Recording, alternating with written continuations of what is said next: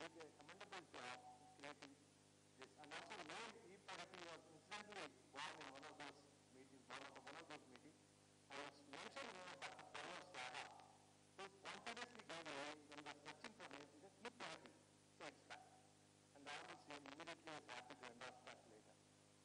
So it was consisting of 14 packages with 72 projects at the time, the way it was conceptualized.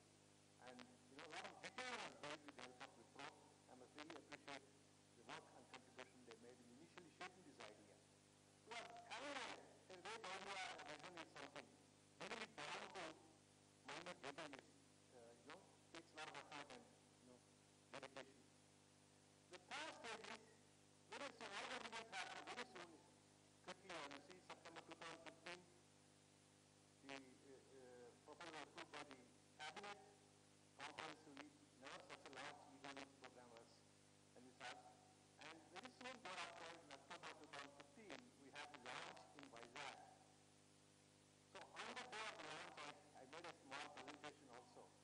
I said that it's the biggest digital dream ever dreamt by any person. And it's very, very daring. So we created this wave structure at that time, which I have shown you on the right side on the 9th of October. Sorry, it's not 18 but 14. So it had 4 waves of development we envisaged with a central core in Amoda. So this was, so you see innovation center, now we start and now we are progressing there. Then after this, I must say there was some kind of a gap. There was a kind of a lull. But we're almost giving up. But there was one person in this state who was not willing to give up, I must say. In one meeting, Francis said, "Sir, let them give it up." That no question of giving it up. That's not in my DNA. Okay. You remember, sir? You said one. So, with that we went on and then came the Honorable Minister took one in August 2017. He took a very critical decision. He gave a very one day. He said, there are a lot of issues. Why it is stopped? Resolve it by 5 p.m. today. Come back. I don't know the details. You people come back. So Vijayan, me, Bala, everybody sat down. 5 p.m. sharp, he came back. I said, sir, the problem is solved. We have a cup of tea is over. Meeting is over. So that's how issues got resolved. And was really mentioned at this point because it showed the way forward for us. So with that, we went forward in November. We had the EY and Pragati on board. Since April, Honorable Chief Minister again took very deep interest, must really produce quick results now. So we redefined the architecture and it's really capable. We are so many Humble Zone is full of technologies. But we have defined core here. Every person. We showed up and said, this core is 3-4 years old. Is it core? Should it have something more? Can you think about it? Come back to me in 1 week. So we came up with the idea of a logical core, which you see in the middle there, which is much bigger. It would not have occurred but for the very deep technologies.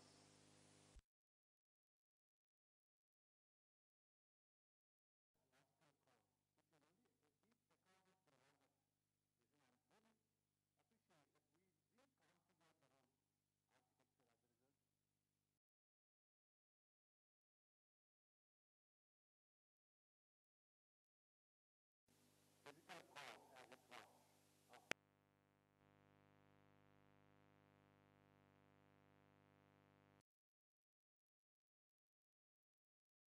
System is what really what I see today. We have data sometimes, several times in this group, but we are not, because the persistence of one person made all the difference. I want to personally bring this to notice because no one is passing to others. So this is the kind of a trajectory which the whole E-Pragati has gone, and it has. I don't even want to hit the roof there. We are still at the bottom. We have still 80% of the way to go. That's my own impression.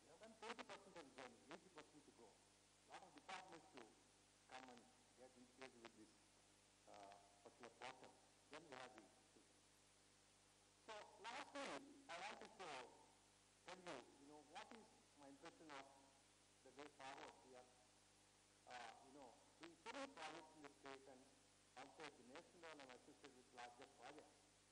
So, as I said, these are the three things. The first one is the essence of the enterprise architecture has to be realized in full. It cannot be sacrificed or compromised for any short-term effects and benefits.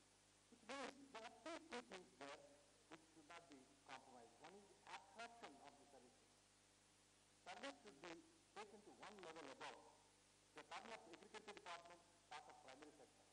If you are talking of elementary education, talk of education sector as a whole, and so on. Abstract it to one level, to level higher. Then it is the advantage of maybe enterprise architecture. If they publish their service in a district model, it's not enterprise architecture. It's software, good software, best software, period. Not enterprise architecture. Second is integration. With all of those technologies, from day one, 27th August 2014, I'm telling you. What is the something with integration? That is the spirit of enterprise architecture. That is the heart of enterprise architecture. Third is orchestration. How do you say that the same look and feel and digital transformation happens? Services are properly orchestrated. Fortunately, in the core of the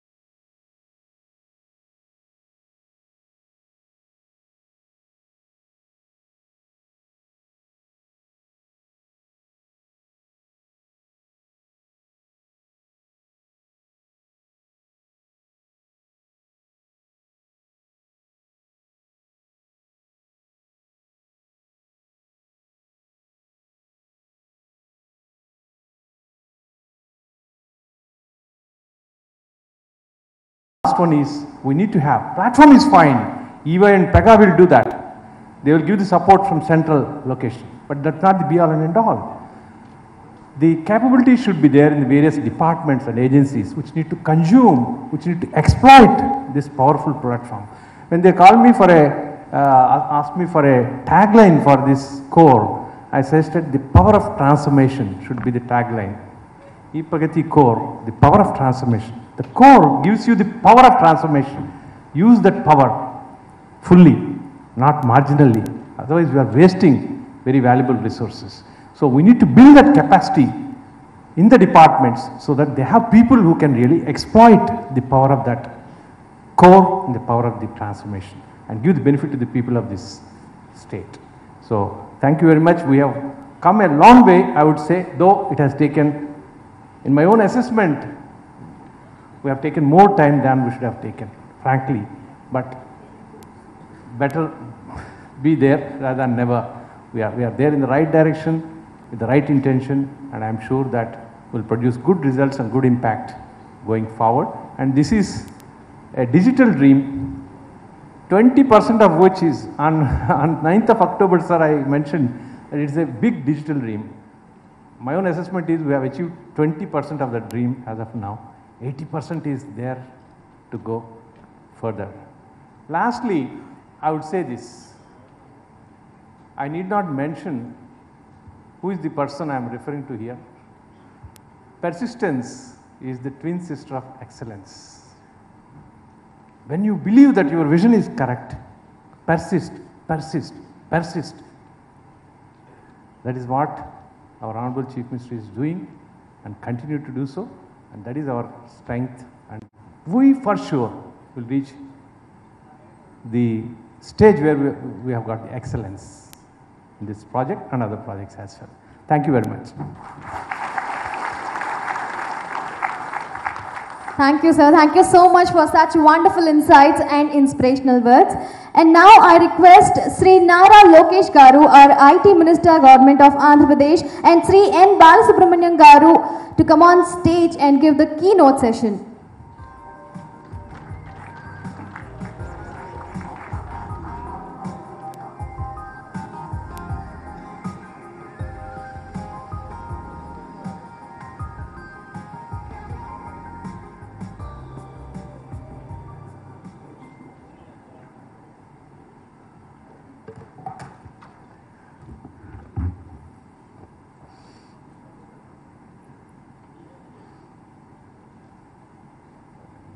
Even though some of the citizen services are computerized and online today, these are scattered across different department portals and software applications.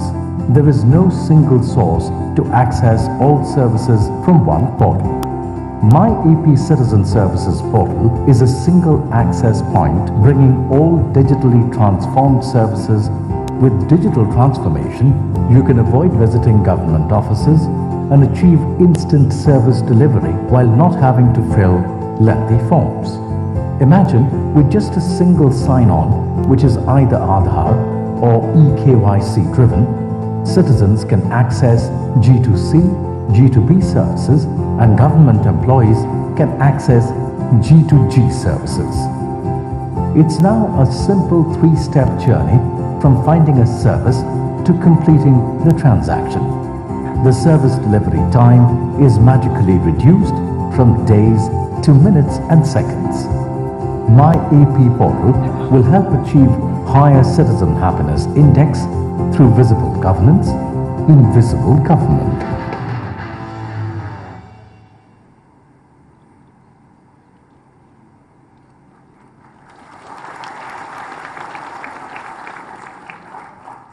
Good morning, everyone. To all the dignitaries here, to the Honorable Chief Minister. It gives me great honor that we are finally able to launch the core platform. As J. Satyanarayana Garu rightly put it, if not for the persistence of the Honorable Chief Minister, we wouldn't have come here. You know, there were days when even I went through challenges and I told the Honorable Chief Minister that this is an election year, so we might want to, spend more time on different things. But he said, absolutely not.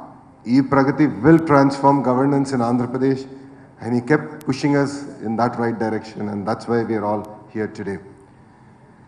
So here we are to launch the My Andhra Pradesh portal. All of us know Mr. Naidu is the father of governance 1.0.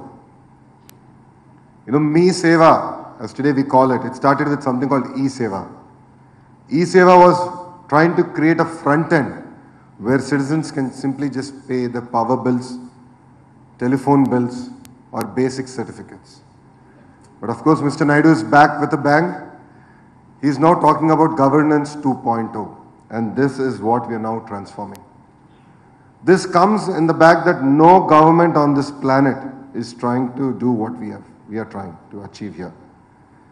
I think the only government that's even coming close to this is the British government, trying to create one single portal for 23 services. But we in the state of Andhra Pradesh today are integrating 34 departments and creating a single front end that makes it seamless for the citizens. We'll go to the next slide. You need to go back. Yeah. The whole idea that we're trying to now do is to create a uniform user experience, an omni-channel mechanism to the entire platform. I think we skipped a few slides. So I think the clicker is... I don't know where the clicker. Okay. I think we skipped. Okay, I think they have a slides upside down, and my apologies for that. But the whole idea is that the portal becomes a gateway for all the government services. And the mechanism that we want to do is be the single face of government. This is where we envisage that the front end becomes a very, very critical platform. And here Aadhaar will play a very, very important role. And I'm glad that J. Satnarangaru could make it to this wonderful event. As more and more we see that as a key in digital transformation. And technology is no longer going to be just about, the citizens in the urban centers. It's about how do we take technology for the masses? How do we make it more icon friendly than citizens actually having to read? And this is something that we are really, really excited to do in E-Pragathi. As J. Satnarangaru just put it, the Chief Minister has a tagline. He says, visible governance, invisible government. I think it's very, very powerful. Visible governance, invisible government. And this is what we are now trying to achieve through the E-Pragathi core platform. Thank you, sir. Sir, the MyAP portal is the gateway for all the AP government services. It is at one window, one marketplace where all the services from the government are available to the citizen. It is also the face of the government, and Aadhaar is the entry key for the service, availing the services. We enable the services to be served through English as well as through the local languages Telugu and also Rashtra Bhasha Hindi, and other languages we will keep on adding for them.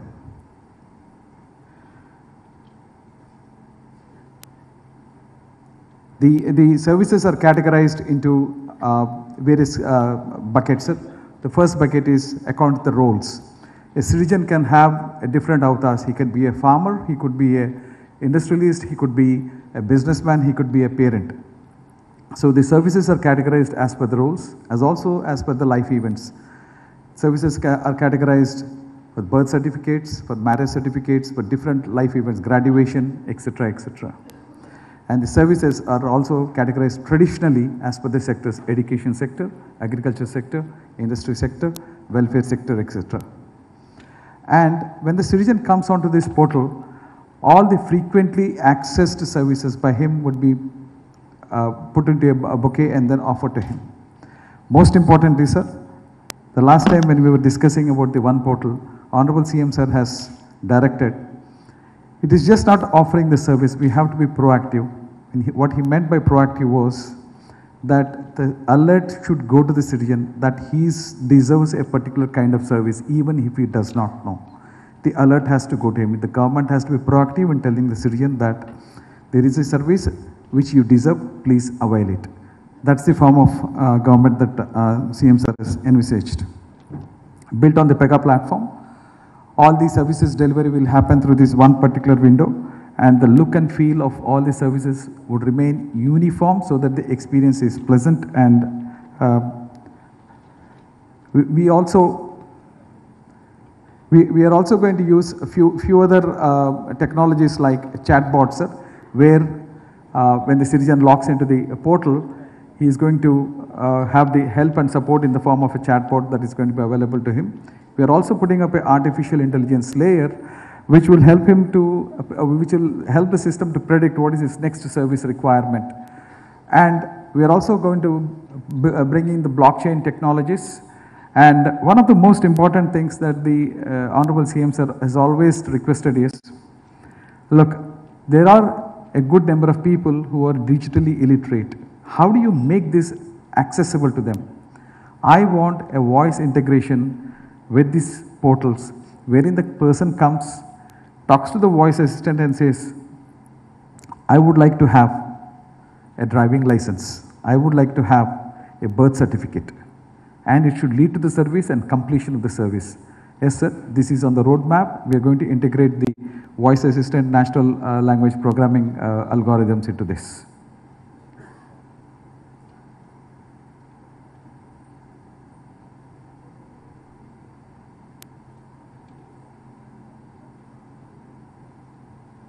Appstore. There are several apps by departments hosted on Google Play Store or Apple Store. But how would a citizen even know which apps are authentic, safe and secure? Appstore is a proprietary mobile app store of the government of Andhra Pradesh and the single source for all G2C and G2B apps.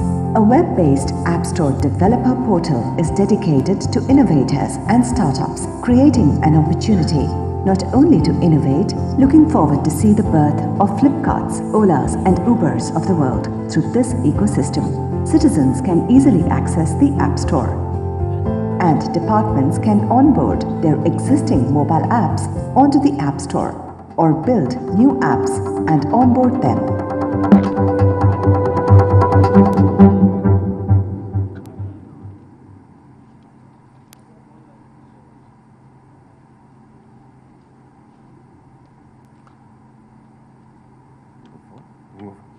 So from day one, the Honorable Chief Minister was quite clear that E-Pragathi should not just remain a government platform or a government-owned platform.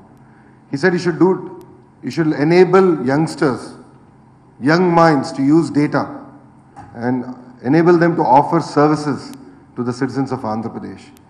The whole idea of the App Store is that we are in midst of the entire app generation, as we call it. And more government services will now come on board. And we believe that this will not only create the ecosystem, but will create the next generation of app entrepreneurs. We envisage close to 100 different apps that are going to get created across various fields. And this is something that no government has really looked at achieving. And this is again something very close to our Honorable Chief Minister's heart. Thank you, sir. So the App Store is a marketplace for all the apps which are developed by the government of Andhra Pradesh. Now, these apps are owned by the departments. They determine what kind of services could get into the mobile apps and what are to be placed in this App Store. So the department is the actual owner of all these apps which come onto the App Stores while we provide the technology. The technology would enable app management in terms of creation of the app, in terms of retiring the app, in terms of providing the user accesses and privileges to the app, etc. And it would also enable the user registration for the citizen to get registered and have access to all the apps or different categories of apps out there. Most importantly, sir, the IT Minister has directed, apart from one of the most important things that he had envisaged in the state was to bring the entrepreneurs on the digital side of it. So he said, when we are creating this data, when we are creating the App Store platform, why we should not be encouraging the entrepreneurs? So currently the platform also envisages developers to come on board and develop apps accessing the data which are determined by the department to be shared with the public.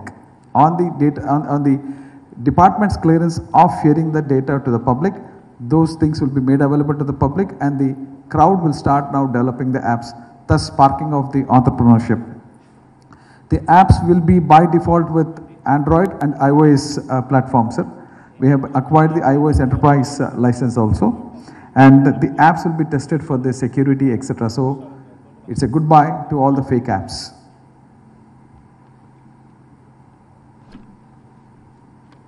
Certificate-less governance system.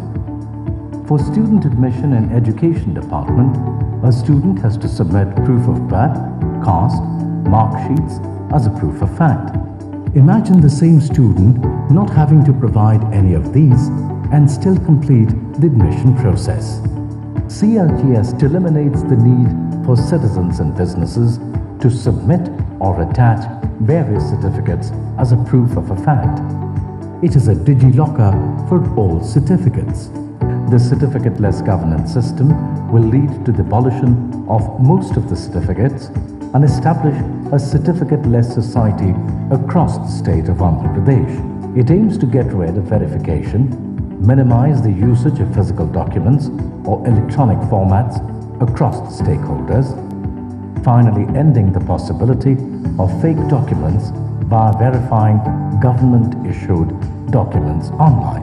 Move towards a certificate-less society with service-less services.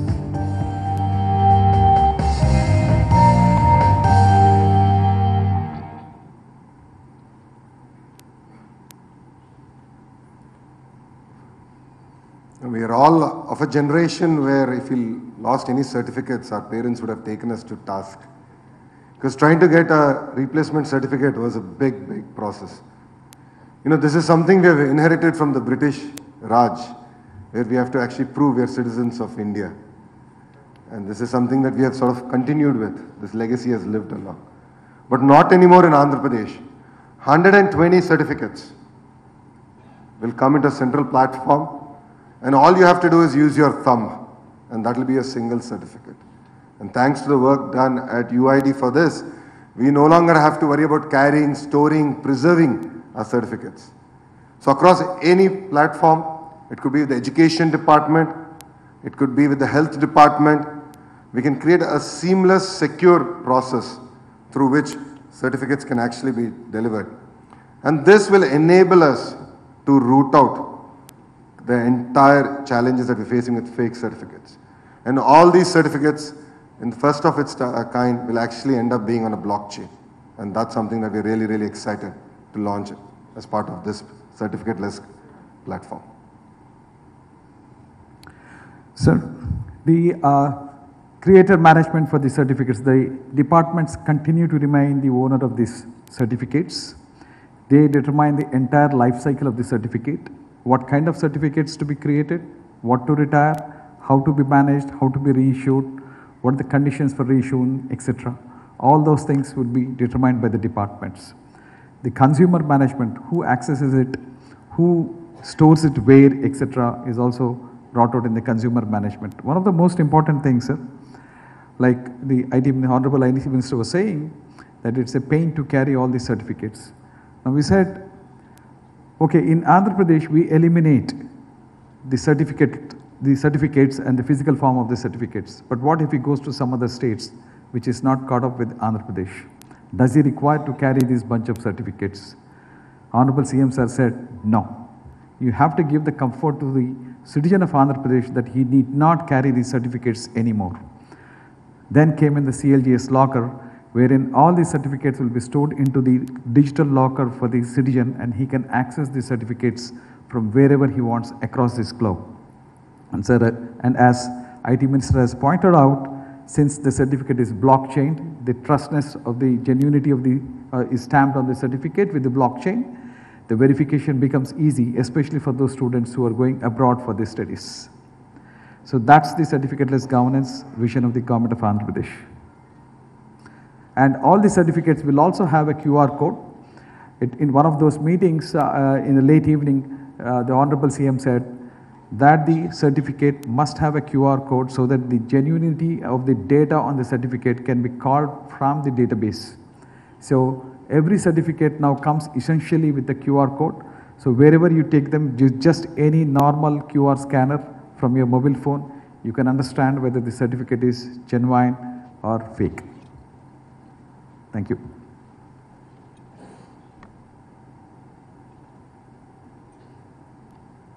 License management system. In the absence of a common shared system that can create and manage licenses and permits, it is very difficult to get a view of the whole of government. E-Pragathi's license management system, also known as LMS, is a framework to manage entire life cycle of licenses and permits. It enables proactive renewal of licenses, automated alerts, and notifications for citizens, powered by automated workflows. Drag and drop features needing minimal configuration, any department can design applications, configure SLAs, send alerts and reminders on inspection, verification, approval, renewal or rejection. Licensing process being made efficient, transparent and fast for citizens and businesses by the government of Andhra Pradesh.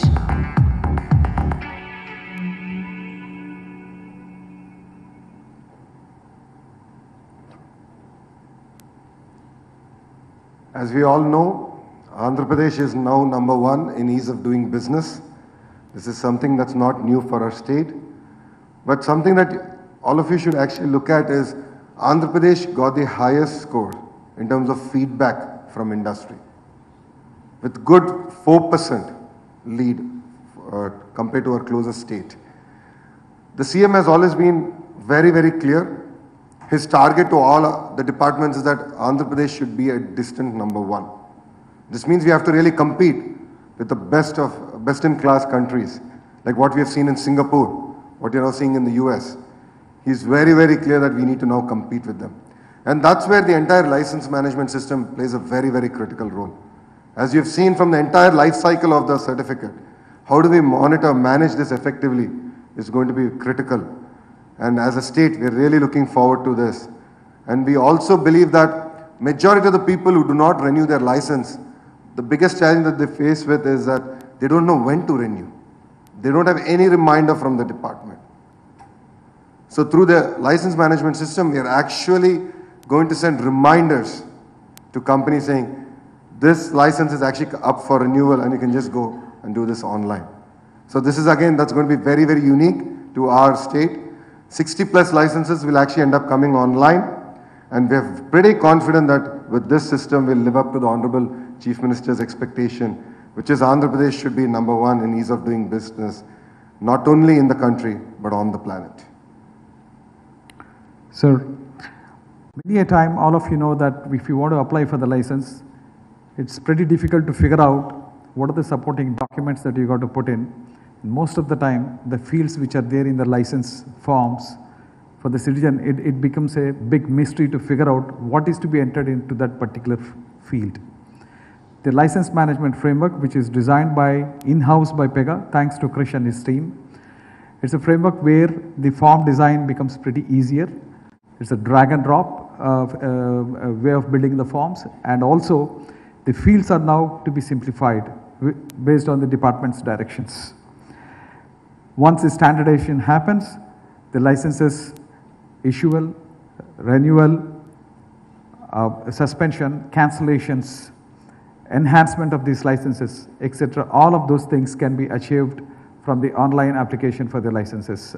The framework would allow that, and the license workflow has been standardized, and the processes of approval are also brought out to the minimals. So the framework will give you the flexibility of allowing compliance to the conditions of the department, but at the same time automate it in its rendering of the license. We are also going to create a repository where all the licenses of the citizen is going to be mapped out, and all the licenses which are granted by the department will also be part and parcel of this repository. Finally, as sir has mentioned, the ease of doing business. Most of the time, the ease of doing business is also directly proportional to the number of inspections and the intensity of the inspections that we carry on one's premises after issuing or before issuing the licenses. The endeavor here is to create a framework where the inspections becomes minimal only to the extent that is required, while most of the inspections will be done by the system through its connects with various departments and to the Google Maps and other outside enablers. So the license framework has been created for almost about 130 licenses. Some of them, what we hear from the departments, required to be retired because those licenses are no longer valid, while for the other licenses, this framework is available as a quick, ready to use just through a drag and drop. Thank you.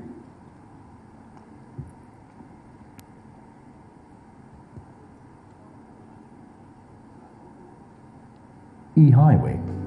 Multiple departments with different data sets and models make systems built on them incapable of seamlessly accessing the information. In the absence of all data modeled into one unit, it's almost impossible to make sense of data and generate analytics and actionable insights across departments. The vision of E-Highway is to democratize data and securely open it up to startups, enterprises, and innovators for innovation. E-Highway is the core component behind integration architecture that aims to create one government, a single source of truth, cross-cutting services, and common applications. Seamless exchange of data between citizen and government with enhanced consistency, accuracy, and integrity. Enabled with E-Highway by the government of Andhra Pradesh.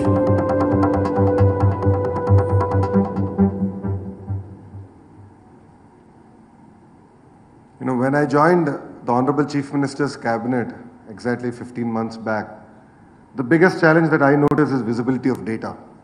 You know, we have no idea what data points other departments are collecting. For me as Panchayat Raj and Rural Development Minister, I didn't have an idea that the health department was actually collecting data on the quality of water, drinking water system. So this is where we felt that having a information highway is going to play a very, very critical role. This enables departments to actually work in a more cohesive manner, exchange data real time, exchange data that's going to be critical to each of our departments, and actually formulate a cross-functional action plan, which I think will get more and more critical. As economies evolve, as we move from being a developing economy to a developed economy, challenges are going to get transformed.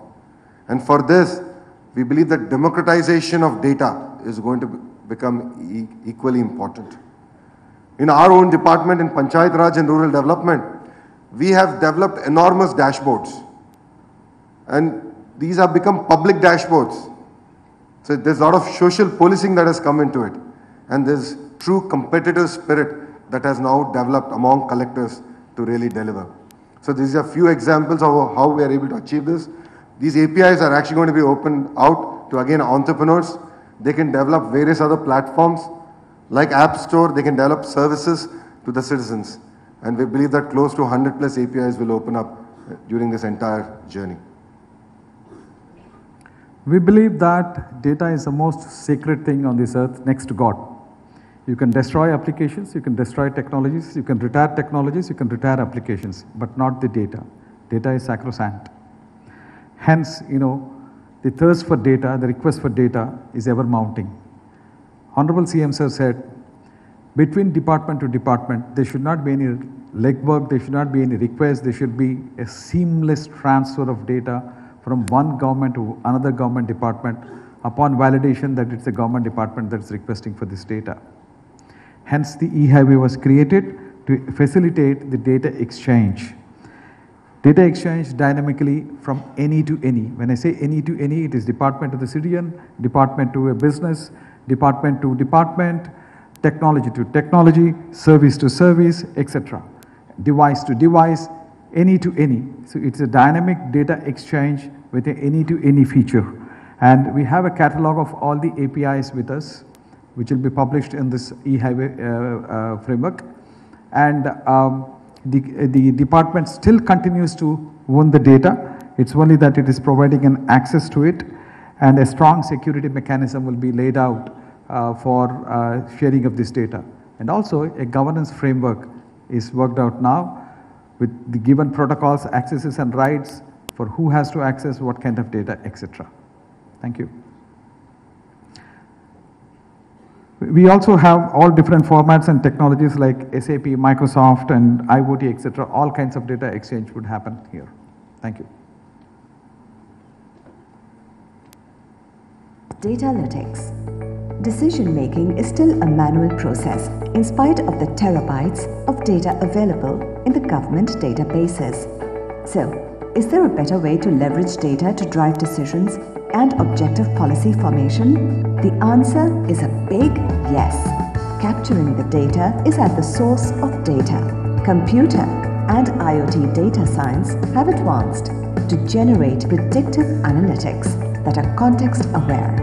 The objective of Datalytics project is to enable decision making, help in objective policy formation and performance monitoring, and achieve sustainable development goals enabling real-time governance. Datalytics brings digital transformation in the area of decision and policy making for welfare of citizens, and thereby analyzing the performance of the department. Visible governance, invisible government.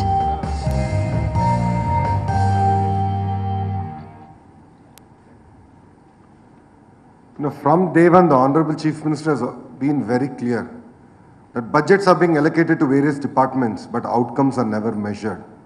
And one thing he keeps pointing out in every meeting is to start discussing about outcomes. We have spent X amount of money on rural roads. What have been the outcome? Drinking water. His whole point has always been that how can we actually track outcomes real time? We already have about 1 million IoT devices in the field in the state of Andhra Pradesh. From groundwater, from quality of drinking water, to IMR, MMR, we're able to track multidimensional data and actually formulate policies and regulatory frameworks to work on this. And I must also admit that we are the only state that's doing census real time. We have something called the Praja Sadhikara Survey, where citizen records are tracked real time. Anyone who actually moves to the state of Andhra Pradesh can register.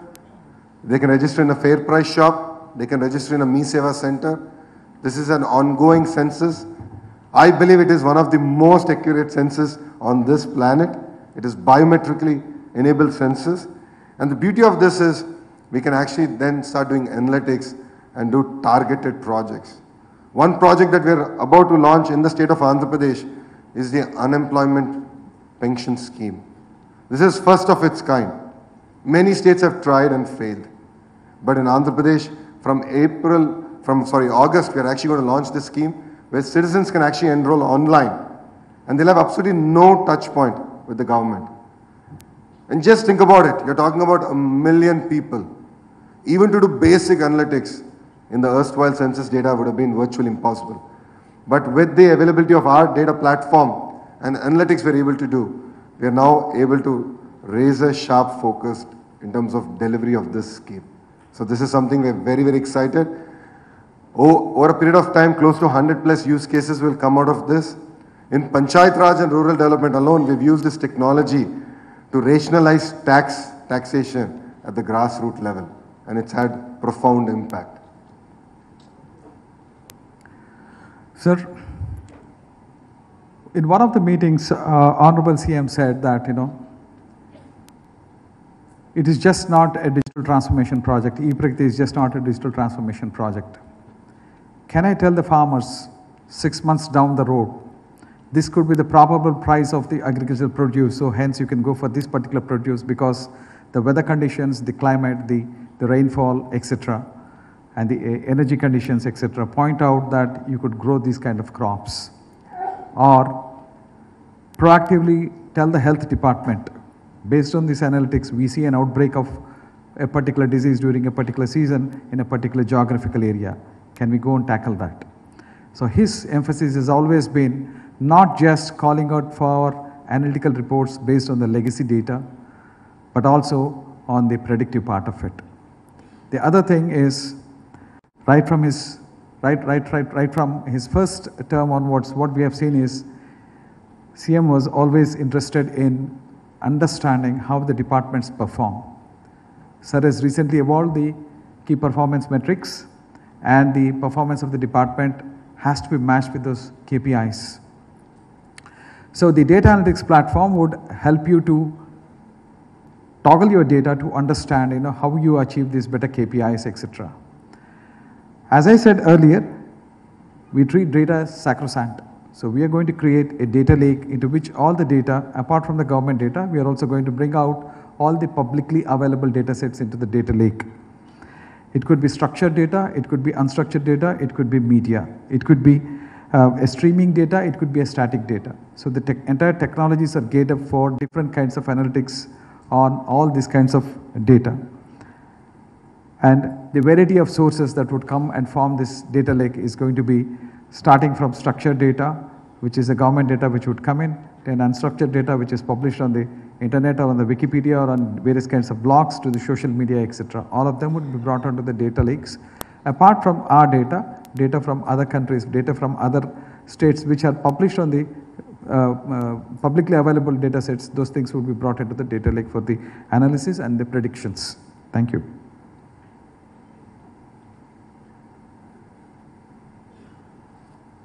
E-Pragathi Cloud. E-Pragathi's Cloud Data Center is a seamless, secure, and scalable solution for departments using cloud computing. Designed to reduce IT infrastructure investment and cut costs by lowering the total cost of ownership, it helps cut down the overall spend on IT administration of the whole of government. Cloud, created to have 99.999% uptime for critical applications, including data, analytics, and citizen-facing services. It supports all kinds of hardware, operating systems, and on-demand software tools and services for testing, project management, and DevOps. It has high availability through containerization, robust bandwidth to support peak loads and high concurrences, Government of Andhra Pradesh digitally transforming departments and citizen experience by bringing the power of cloud computing to your desktop and mobile.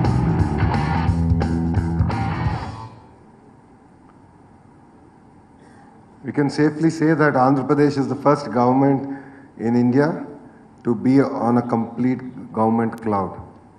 And this is running on a tier 4 data center, Pi data center, which is in Amravati.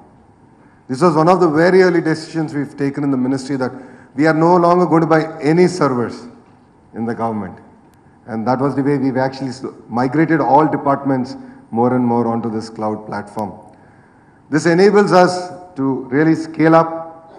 This enables us to launch new projects, offer new services without any challenges in terms of computing power. And all of us can safely say that many corporates are yet to move to cloud, but government of Andhra Pradesh today runs on cloud platform. Sir, on the 6th of December 2014, when I just returned from US, Honorable CM Sir was holding a departmental review of the police department. I remember very well, the present DGP was also present during that meeting. I remember very well, Honorable CM Sir was talking about the cloud. And all the police officers seated in the room, we were zapped that whether we could move these things to the cloud. We were worried about the securities and the accessibility, etc., of the cloud. CM Sir spoke eloquently what are the uses of the cloud, how does it make the application high available, scalability part of it, etc. So we have taken all that vision of yours when we are building this E-Pragathi cloud. It's a highly seamless and secure and scalable solution that we have built. We've also we're also using certain technologies like Akamai and Kubernetes, and HP Synergy has provided the boxes for us. HP has provided the Synergy boxes, which is one of the best right now in the market, and the Kubernetes for doing your containerization and scaling up of your traffic when the traffic hits you. At one point of time, we were very worried with all these applications in one particular data center. How could we prevent a DDoS attack on us? Because that's a hacker's dream. All the applications of the government are available in one data center. It would be great to go and hack that, and a group like Anonymous is always doing it. Then came the solution for us in terms of Akamai to prevent the entire DDoS attacks. So all these technologies are now brought into our data center, sir. We propose to ensure that, we will ensure that the citizen will not be denied a service on account of infrastructure non-availability. We are aiming at 5 nines uptime, and we will achieve it. And we will, this is a direction given by you, sir, and we will achieve this. Thank you.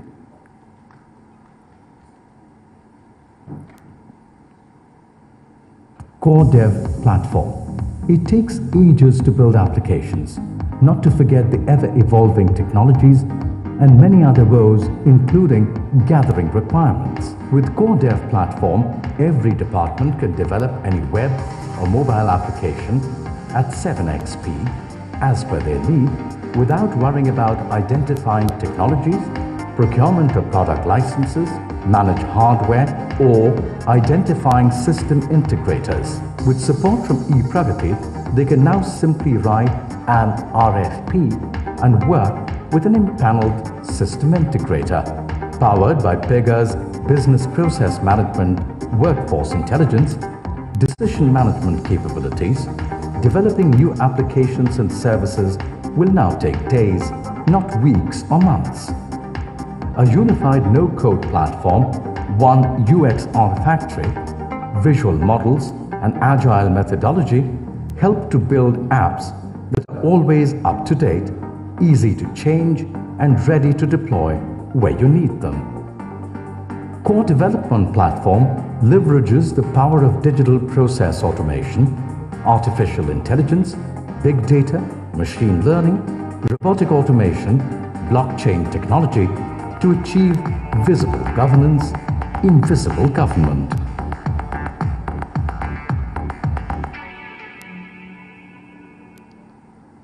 Just this morning, we met a service provider in the presence of the Honorable Chief Minister.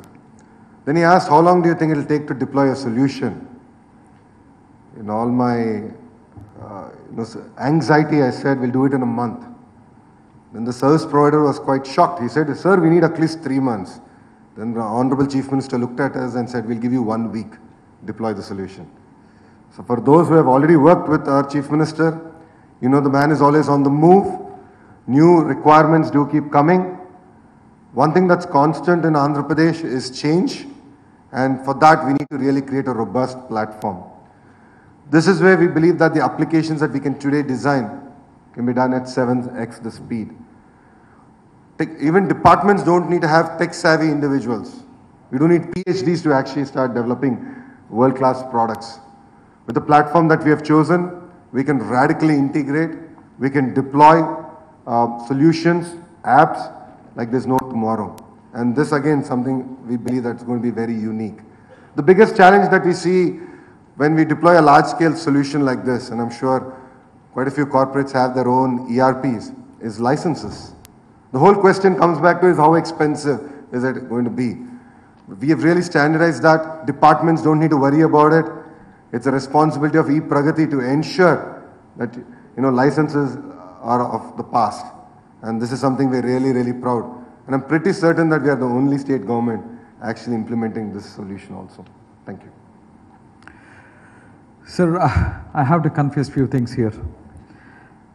After you appointed me as a CEO, and in the March first week when you held the meeting and you said, I want these things to be done by the end of this year, I actually went into a state of shock. We went back and almost for 2 months we went to a huddle to understand how do we translate the Honorable CM's vision of making these things real by the end of December. So there are 2 things that we figured out, that we require a technology where we can build the applications super fast, and after building them, because Honorable CM always said that I am not interested in silos. I want an integrated view. I want applications to be working as a symphony, like a symphony works. So we went into a huddle and then we figured out that there would be technologies that would help us for rapid application development as well as for the integration part of it. So we conducted a hackathon to select the vendor, and we selected some of the best technologies in terms of Pega, in terms of MuleSoft, and WSO2, the Hortonworks, etc. Those are the important technologies that form for us the entire platform. Like the IT minister has said, the infrastructure is common, available to all the departments. They need not worry about the licenses and the number of applications or the number of users or the number of codes it is going to take. E-Pragathi would provide the technology as well as the hardware for developing the applications. We are also creating a government of AP layer inside this technology, sir, where all the reusable elements will be brought into the government of AP layer, so that that particular element, if it is to be reused by any other department, is just a drag and drop to start reusing it. By default, one of those things Honorable CM sir has said is, by default, every application that you make must be available on a tab, must be available on a mobile. Fortunately, sir, for us, this technology allows us to, by default, generate a mobile app or an app on the tablet, both in Android as well as the iOS versions. Also, sir, when we are developing these applications on this particular platform, I remember very well the CEO of Pega has said that, Bala, never compromise on the guardrail scores. At that point of time, we had fixed the score at 90, and he said, make it 95 so that you get the right quality over there. And today, the guardrail scores for us stand at 95, which is the evaluation of the smartness of the code that is developed on the platform. And sir, as you said always, when we were discussing a couple of states, you asked what is the scale for which these applications cater to. Some of the vendors, they said, it's about 1.3 million or 2 million, etc.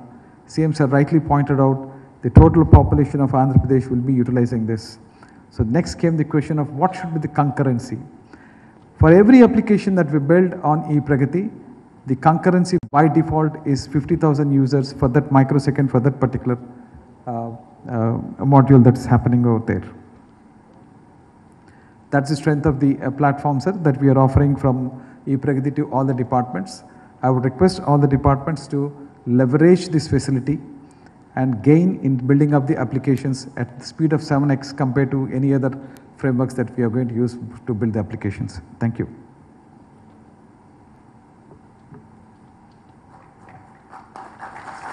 Thank you so much. Thank you so much for showing us what E-Pragathi can do and why it is called the power of transformation and the mother of all digital platforms. Thank you so much. And now for the product demos, I first invite Academic Guidance Officer, Education Department, Government of Andhra Pradesh, Dr. Giri Garu to come on stage and give his demo.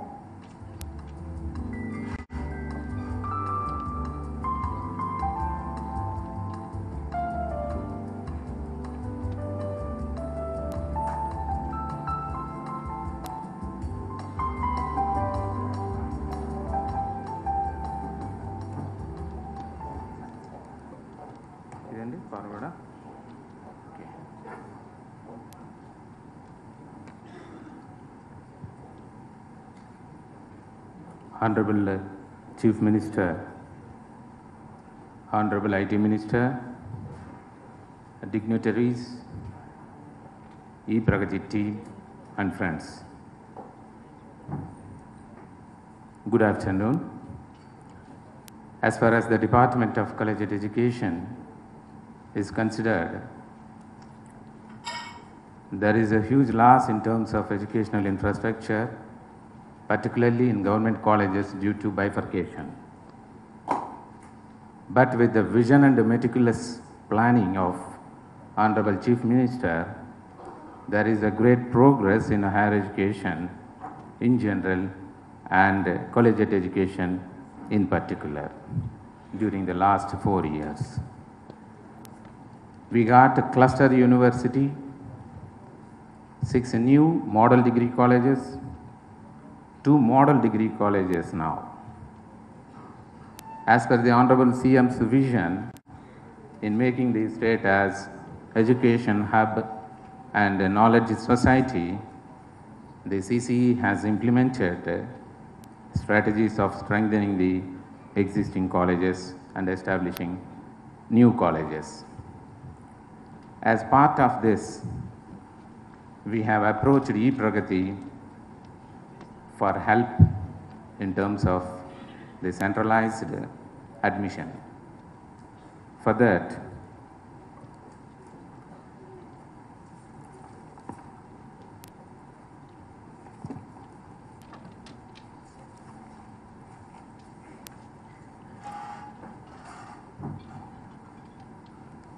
unified application and admission process. We have got that common application.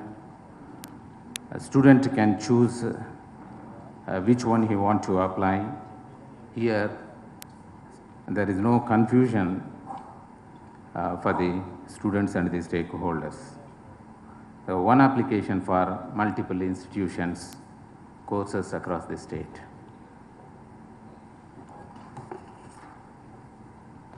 Avail benefits. Here, as per the students' eligibility, the information about the hostels, scholarship, any other government benefits will be automatically here auto-generated and showed with the respective agencies. So, zero certification submission by students. Eligibility certificates, information like 10th standard, intermediate, and other like Aadhaar, income, caste, will be obtained from the source itself. No need for student carrying physical copies and uploading.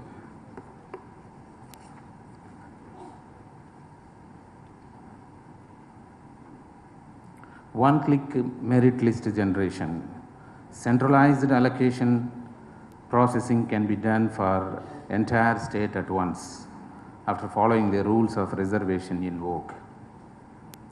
Within no time, merit list is getting generated immediately after closing the online application.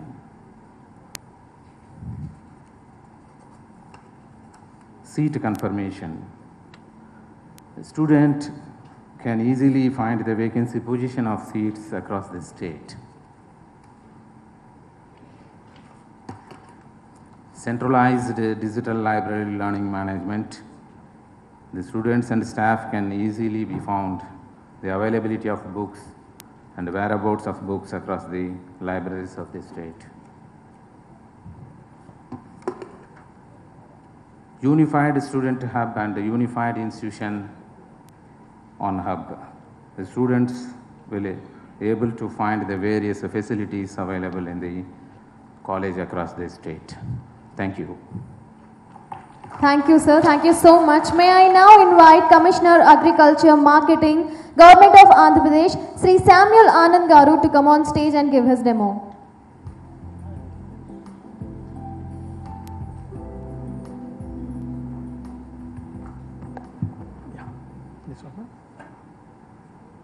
Good afternoon, sir. Honorable Chief Minister, Honorable IT Minister, Honorable Satyanarayana Garu, and all the dignitaries.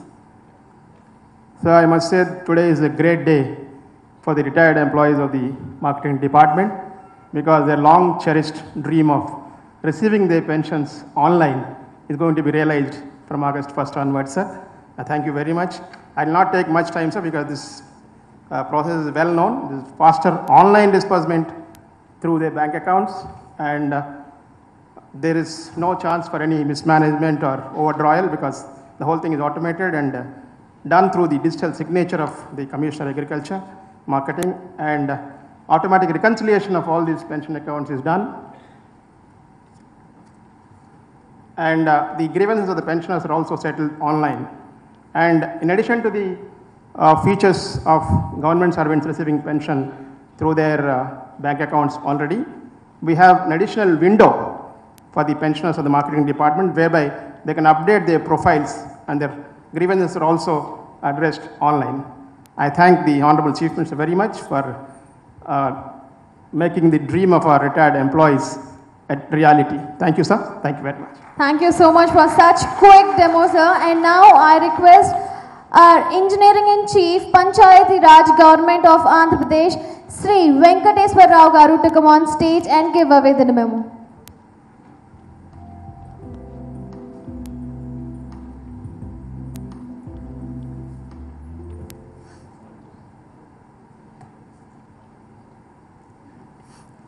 Andariki Namaskaram. Honorable Chief Minister, Honorable PR and RD, IT Minister, other dignitaries. Today, Panchayat Raj Engineering Department is adopting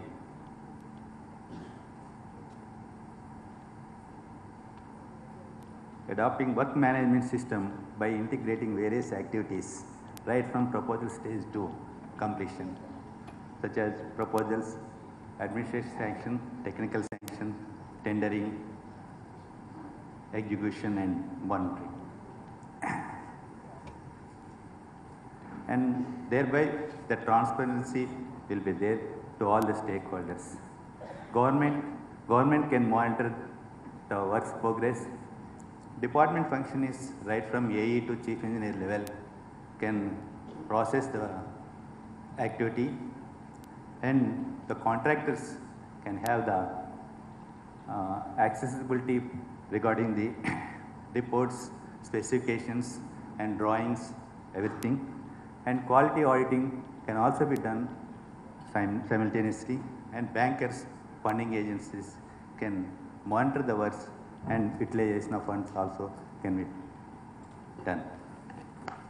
And by integrating this to GIS platform also, the progress can be monitored online, and the stage of the work can also be tracked. And citizens can also raise their grievances regarding any quality issues, and the department will also have the exact location and where it has to be redressed. An e-measurement book. This is a digital book where it's a paperless one, and it's the accessibility of round the clock and GIS mapping, and people can record digitally, and super check measurement and check measurement can be done digitally, and also the payment can be also done and raised to the PAO for making payments with quality certificates. real-time monitoring. The stage-wise monitoring can be done at various levels, and the works are physical progress and financial progress can be also seen, whether it is as per the milestone also can be observed. So finally, the works can be seen, seen, and it can be completed in time without time overrun and without any extra cost and with good quality. And finally, it is an automation of work done from start to completion. Thank you very much. Thank you so much, sir. May I now request our Honorable Secretary, Women Development and Child Welfare, Government of Andhra Pradesh, Srimati K. Sunita Garu, to come on stage and give the demo of the department.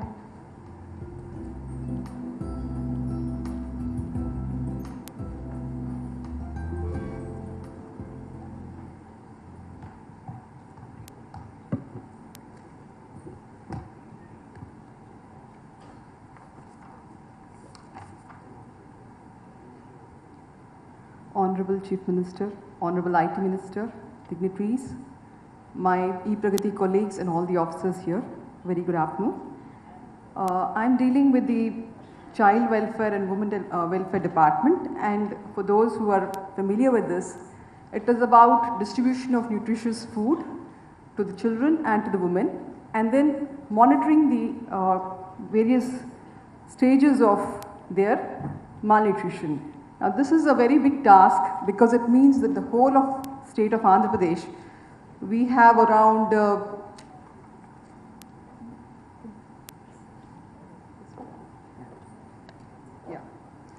we have around 55,607 Anganwadis, which are like a pre-school units, and we deal with 7.5 lakh women beneficiaries, 23 lakh children, and the staff at the village level are over 1 lakh. And this is a very big task. And now to analyze the nutritional status of the children geographically, community-wise, gender-wise, and especially if you're looking at the vulnerable communities like the tribals and all, is very difficult. And the task given to me by my Honorable CM was that he wanted that these things should be done month-wise. I mean, it is unheard of. If you actually see the National Family Health Survey, they do it once in 5 years, and that too a sample survey. And here we are looking at all the 23 lakh children every month, and I was really at a loss. Our Chief Minister had sent us on the E-Pragati training, where we read about the big data analytics and the geographical representation of the various data. And I felt, as on today, this was the best method to do it. And with the help of our IT Minister and Balasubramanian Garu, we launched this big data analytics. Our task was not only monitoring the nutritional status at the Anganwadi level, but also matching it up with the KPIs of underweight, wasted and stunted.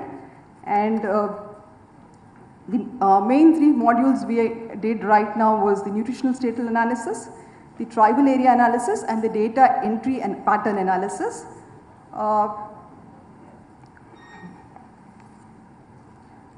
Some of the solutions we have seen are, sorry, can you go? Yeah. So some of the things we had done were the height, weight, age, and gender analysis, and the quarter-wise the malnourishment trend analysis. If you see this shows the first part, the blue part shows the malnourishment district-wise, and the pie chart shows the community-wise, and the small red there shows the underweight, then the wasted and the stunted categories. And the below ones show the year-wise, quarter-wise, the line graph shows the quarter-wise trend of the malnutrition, the stunting and the wasting. We also did for the tribal areas. The emphasis on the tribal areas was because the 34% of the malnourished people were found to be from the tribal areas, and it's a big challenge in terms of the terrain and the number of Anganwadis available there. And that's why we give special this thing to the tribal areas, and we have around 6 tribal ITDAs, and in these tribal ITDAs again, whenever our Chief Minister say which is the best one, which is the worst one, through this we were able to say that the best one here was East Godavari and the worst one was Vijayanagaram, and we were able to also give in these tribal areas, if you see, the normal the normal underweight was 11%, but in the tribal areas it was more, 12.4. Similarly, the wasted and the stunted also in the tribal areas were higher. And next one. And then we went to the age-wise analysis. In the age-wise, again, malnourished status, we found that the children between the 7 months onwards till 24 months, that's the time when they start crawling and going around, and they're prone to various things like dysentery and other things, and that's the time when they lose their weight and have health problems. That is the time, again, we find that in the plotting that their malnourishment has increased.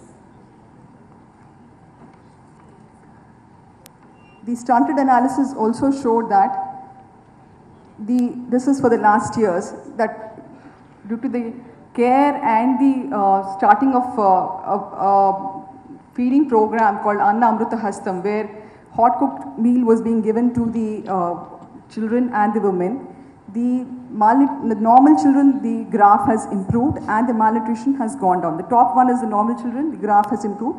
The below one is the malnutrition, where it has gone down. Similarly, in the wasted also, this showed that in the second quarter, roughly coincides with the rainy season, where there's a lot of contamination of water sources. And so again, we find that the normal children, the malnutrition levels have gone up, but in third and fourth, they have improved.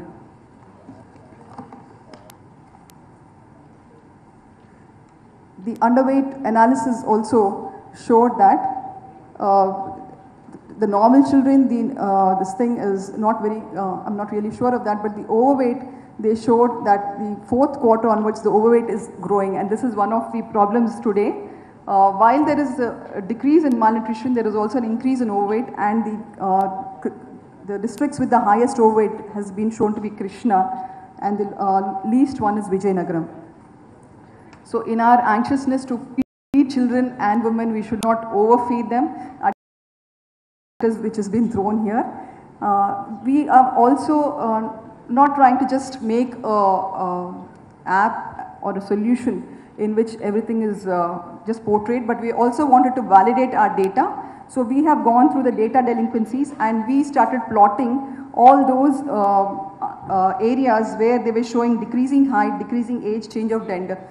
Again, for those who have not worked in this department or in the government, it is very well known that wherever every month there is a need for adding in data, many of the government functionaries just happen to change the numbers a little this side and that side, and then they don't even go to the field and actually measure it.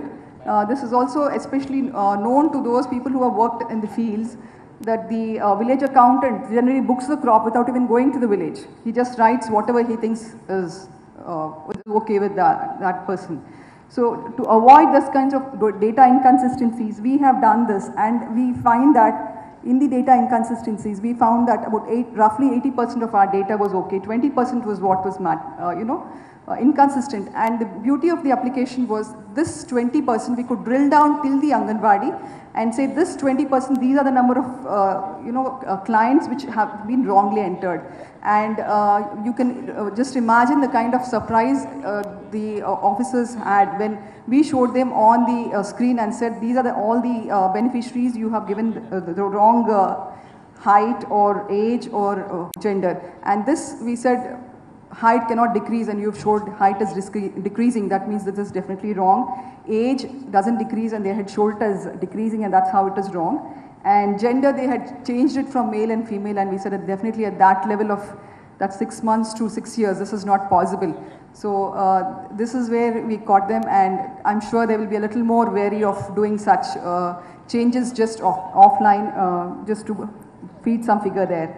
Now the key benefits of all this was we were able to monitor up to the micro level. It's simply impossible to think of monitoring about 55,607 Anganwadis. There are about 4-5 Anganwadis per village. It's not possible to save, just do it manually, and it's only possible with a technical solution, and this is what we were able to get here. We are also able to focus on the geographic areas. So which is the, the worst area with the most malnourishment, which is the area with better management. We found that Kurnool was the worst affected in terms of geographic location, and in terms of the best nutrition, we found Krishna was the best. In terms of age group, as I had shown you earlier, 7 months onwards, we found that they are a little more vulnerable. And the other vulnerable was the community-wise. We found, to our surprise, that minorities were a little better than the other communities in terms of their nutrition levels. The STs, as was expected, was the worst, and the next was followed by the SCs, and OCs also were better than the other people. So if a focused approach was taken and selectively these communities were addressed first, the chance was that the nutrition levels were bound to improve much better. Then it is today much more easy to hold the staff accountable. The earlier system, when I joined, probably we would have had layers and layers of inspections, and the supervisors inspecting the Anganwadis and so on and so forth. Now this kind of layers of inspection is simply not possible today, and not necessary today, and this is done through a very nice way in which we show them what is being done, and it's also a very nice way of recognizing the top performers and slow movers for awards or other things. We can always say that this is the persons who have done it, and also for finalizing the data accuracy patterns. I thank everybody for giving me this opportunity, and I take my leave. Thank you. Thank you, ma'am. Thank you so much, working for a great cause. And now I request our Honorable IT Secretary, excuse me for that. Now I request our Honorable Director, Animal Husbandry Department, Government of Andhra Pradesh, Dr. G. Somashekaram Garu, to come on stage and give the last demo of the day.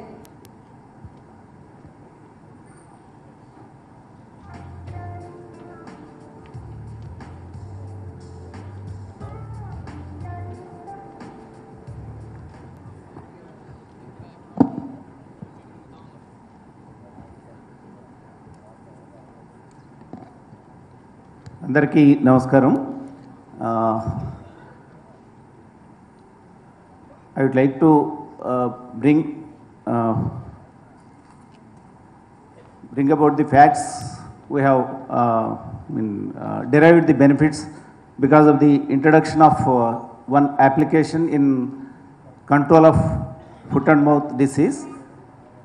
Our Honorable Chief Minister used to advise us, when human beings have got the Aadhaar number, why not we identify the animals with similar number while in the control of diseases. He used to advise us like this in department meetings. Then we thought of making an attempt by developing an software app with the help of E-Pragathi team. Accordingly, we made an attempt, and ultimately we could get the savings of about 100 to 150 lakhs every round of vaccination program to the state's exchequer. And this is foot and mouth disease affects the crossbred cattle, that is hybrid cattle, which the state has got about 70% of the population is hybrid cattle. So to get more international market for our animal products, this disease should not have been in existence in the state. So accordingly, our state has declared as an FMD-free zone in the international, there is an office called International Office Epijutis in Paris. It recognizes the states whether the state is free from foot and mouth disease. Okay.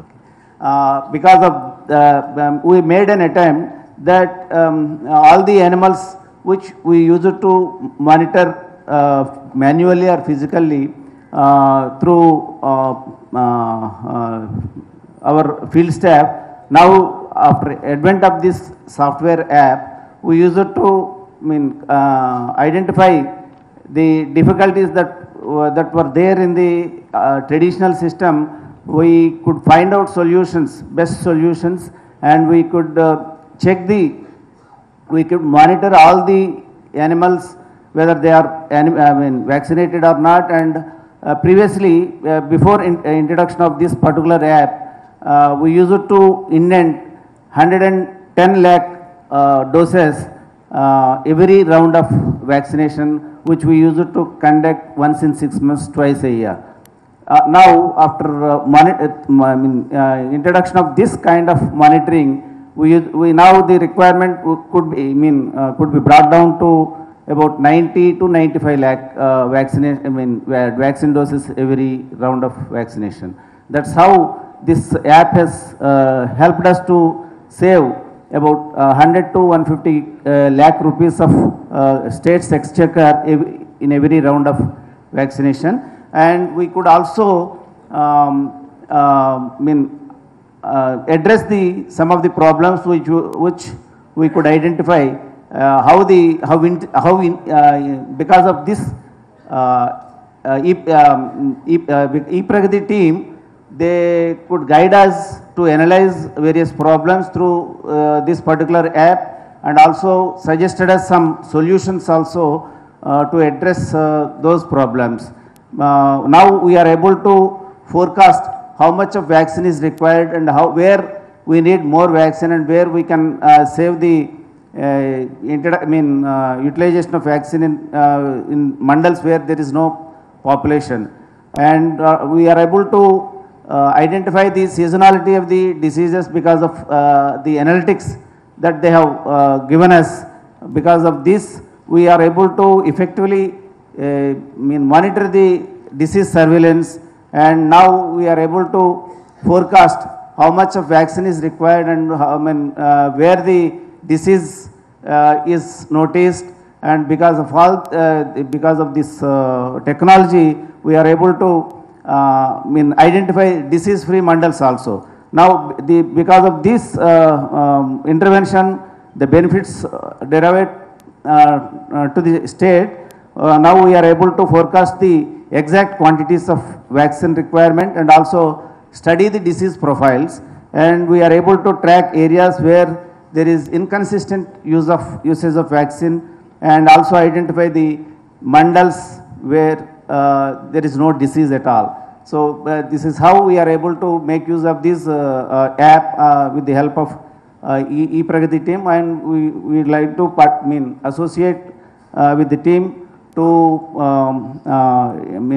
evaluate to control the diseases by use of technology, many more. And because of this intervention, I can confidently say that the state could able to save unnecessary wasteful expenditure in the usage of vaccine. Thank you. Thank you so much, sir. And now I request our Honorable IT Secretary, Government of Andhra Pradesh, K. Vijay Anand Garu, to come on stage and take us through E-Pragati's journey so far and road ahead.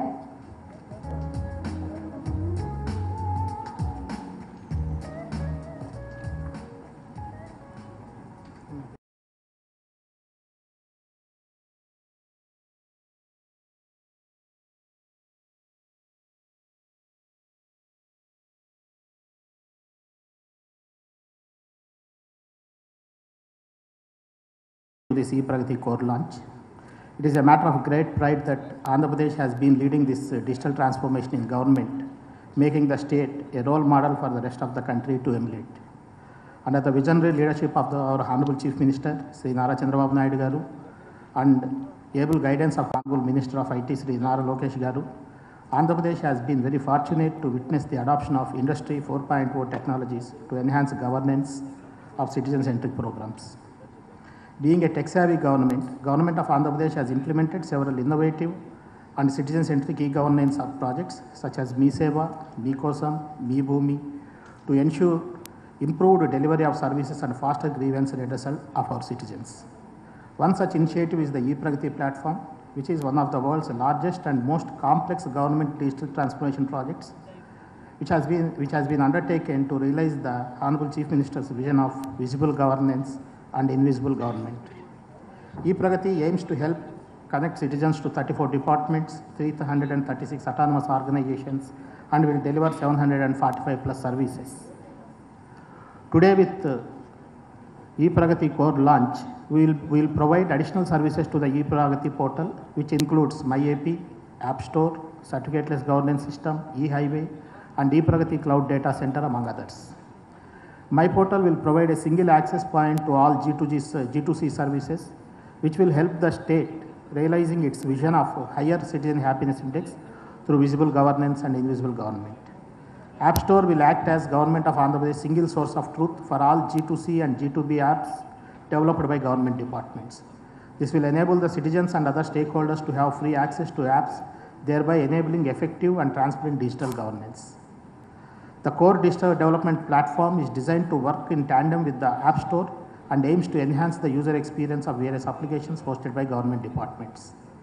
Certificateless governance system has been developed to eliminate the need to submit certificates as a proof of fact, while license management system makes the license process easier and more efficient for both citizens and businesses. Similarly, E-Highway envisions to democratize the data and open it up to startups, enterprises, and innovators to drive innovation. E-Pragati's Cloud Data Center open up the power of cloud computing to government departments and supports departmental needs for hardware, software, and tools.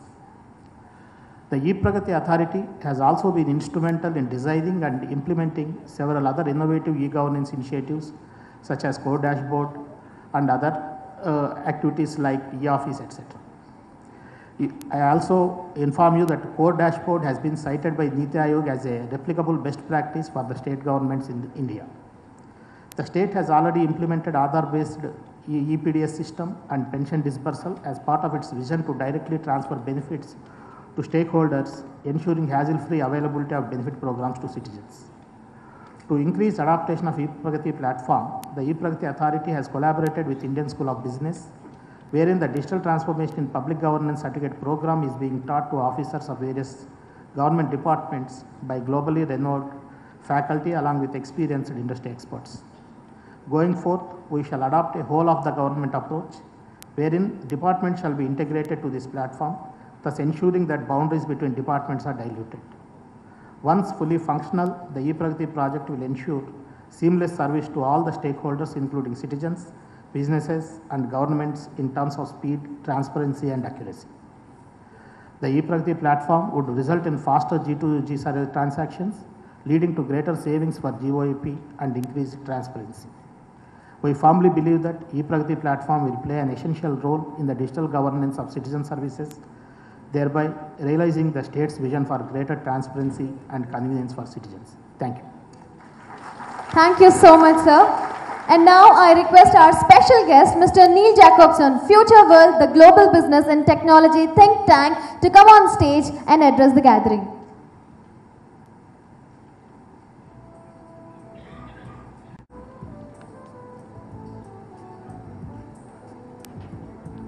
Good day to you.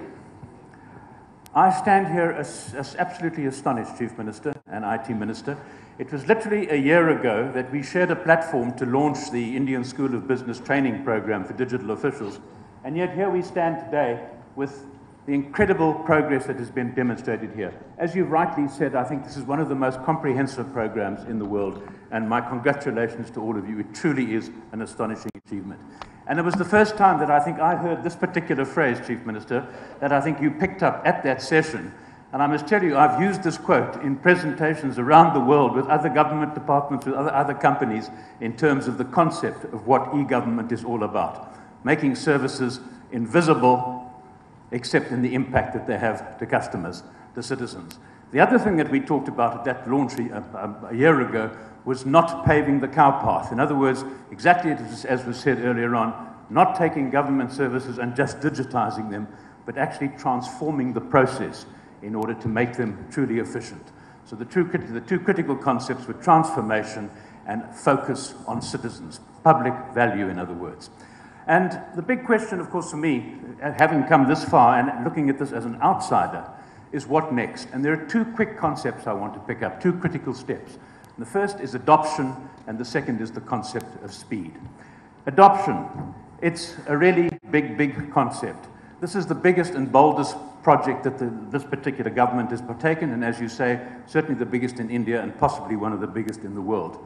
And the single greatest success or failure factor in projects of this nature comes down to one thing, and it's the concept of leadership. Now, you've had incredibly powerful leadership from the political head. The question now is whether every single government official in this room, whether political or whether functional, is prepared to pledge absolutely untrammeled support for this process. Vigorous, relentless support to drive this program forward. That is what's going to make it succeed or make it fail. The second part of adoption is people management. This is an incredibly complex process, and having been involved in the training of the first batch of government officials, it's a really complex program for those people inside the organizations. To move from that to a government-facing, a citizen-facing organization, to a situation where citizens themselves take control of their interface with government is far beyond technology. This is not about technology. Technology is simply the enabler. This is about people. It's about re-examining every single process, every step, and asking where are the pain points, both for the users in terms of citizens or business, but also the pain points in terms of the government officials who face the marketplace, who face the citizens, and who have to deal with these issues on a daily basis. So what drives failure? It's interesting, I did a bit of research, and there were 71% of e-government projects fail because of two factors. Lack of support from leaders, both at the political level or the operational level, and the failure to project manage the people element, both internally and externally. And I sincerely hope that these are being utterly addressed, and I suspect that they are. Now, as far as speed is concerned, the second factor, every session, every training bit that I do all over the world, I really sort of emphasize that in this age, speed is a critical factor. We have to move really fast. And the plan to digitize another 300 or so services in the next 6 months is, as I say, bold and impressive. But unusually for me, I urge a little bit of caution in this. It's interesting that we have to ask the question, do we fully understand particularly the internal pain points before we move too quickly?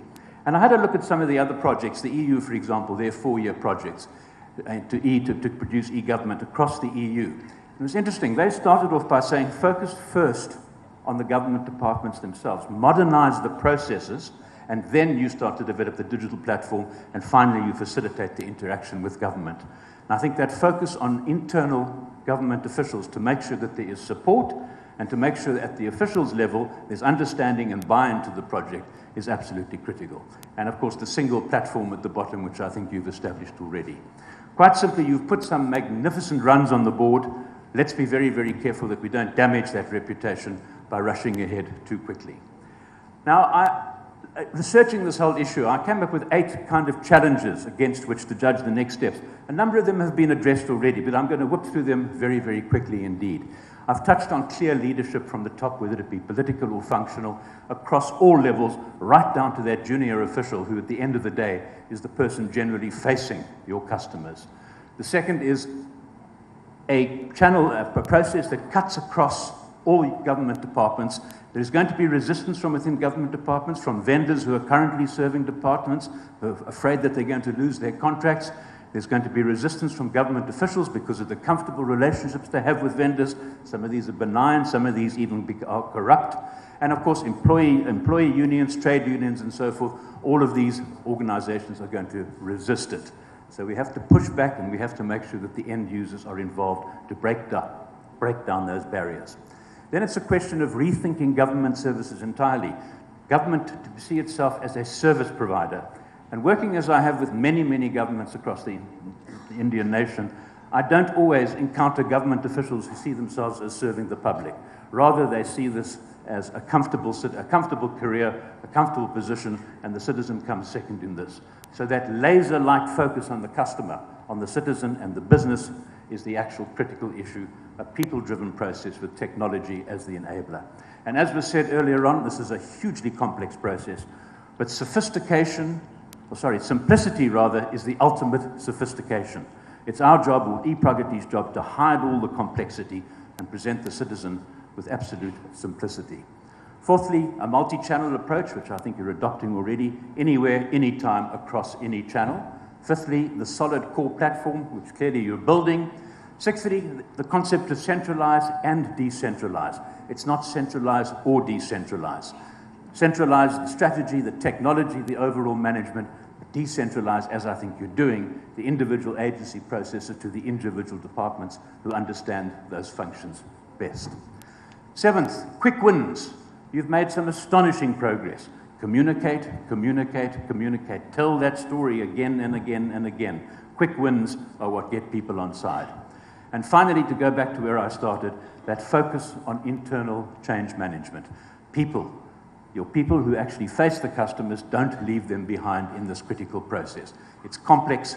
Give it the resources, the funds, the staff, and critically, the time it needs to make sure that this world-challenging process becomes as successful as it should be. And that's all I've got to say. Congratulations on a world-beating program, and I look forward to seeing it to be an incredible success in the future. Well done to you all. Thank you. Thank you so much for such wonderful insights, sir. And now I request our special guest, Dr. Tavi, entrepreneur and former Estonian government CIO, European CIO of the year 2014. I request you to come on stage and give your valuable address, sir. Hello. Honorable Chief Minister, IT Minister, ladies and gentlemen. I was asked to talk about Estonian mistakes, what we have been doing during this developing the most sophisticated e-government in the world. To be honest, it needs at least 2-3 days to explain all the mistakes. So I just chose and picked a couple of them. So yes, I come from Estonia. I'm an engineer and former Chief Information Officer. And our country is small, people-wise, but we are proud and size-wise, being bigger than Switzerland. It's important to us. So building an e-government is actually quite a simple task. It's like building an engine. There are very many small pieces, but if you put all them together, it starts to work. And we even have written a handbook, like IKEA instruction, like how to build an e-government. The problem is that it doesn't, like any engine, you need some liquids, you need gasoline to make it actually work.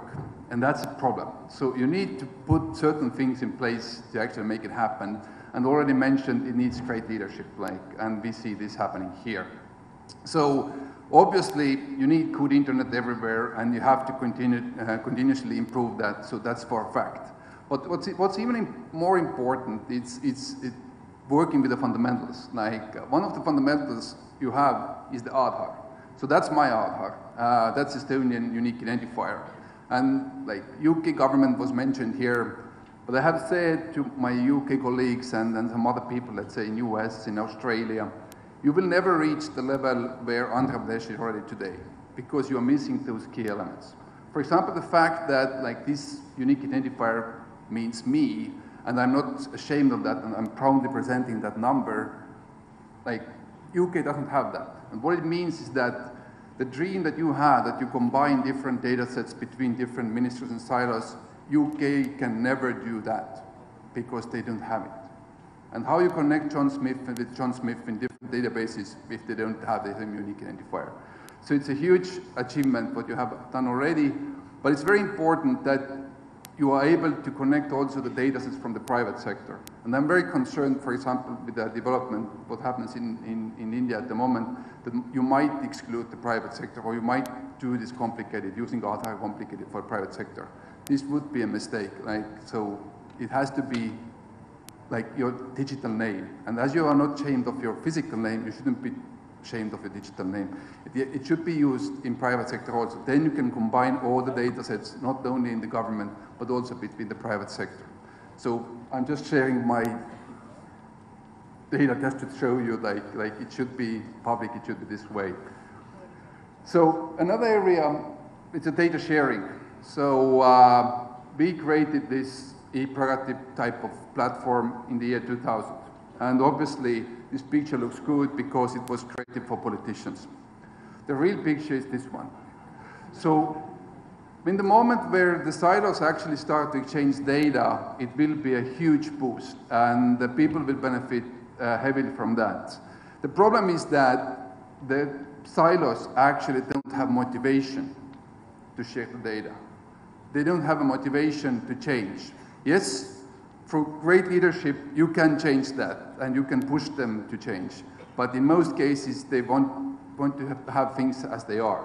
So we actually failed. That was one of our biggest mistakes. We implemented that Dix Road in the year 2000, and year 2006, still nothing happened. So 6 years, you have great platform, nothing happens. So how you force the silos to change? So we implemented then once only policy. So it's in Estonia, it's a law that information can be asked from the citizen only once. So if one ministry, if one silo, one department already has that information, it cannot be asked from the citizen again. So if another silo needs that information, they have to grab that from the original source. And this way, the data is actually stored only in one location. So the data quality goes up. And the speed, how can you use the data, goes up. So we have like huge amount of transactions, as you see the previous picture, like huge amount of data moving around every day, but only 5% of those transactions every day are initiated by a person. 95 is fully automated, means systems just talk with each other. So you can see like year 2004, 5, 6, nothing basically happened, and then we introduced the once only policy, and then skyrocketing. So, in 2013, there is a statistical error, so don't see that. So, the way how you have built E-Pragati is a success. I can assure you, if you are able to motivate the silos, it will start work. I mean, it's proven. It's not only proven in Estonia, it's proven also in Finland, it's proven in Denmark, so in some other countries, so you are in the right way, so definitely no problems with that. The second question is the ownership question, and here it's very important, as already product demos were made, that the departments actually take the ownership of their services. And they have to have a goal to provide the best service to the customers. And that was our mistake.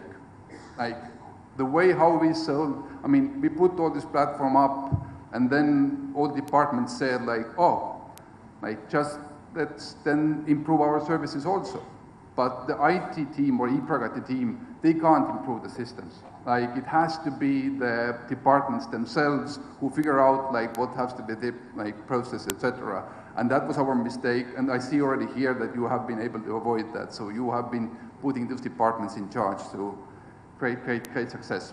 Another great thing is that if you put people on top of their data, so meaning that if people actually see who has accessed their data and how the data is used, like just sharing my own patient record, for example, I can see what doctors have accessed my data, but in the same way I can see what policeman has accessed my data or any government officer.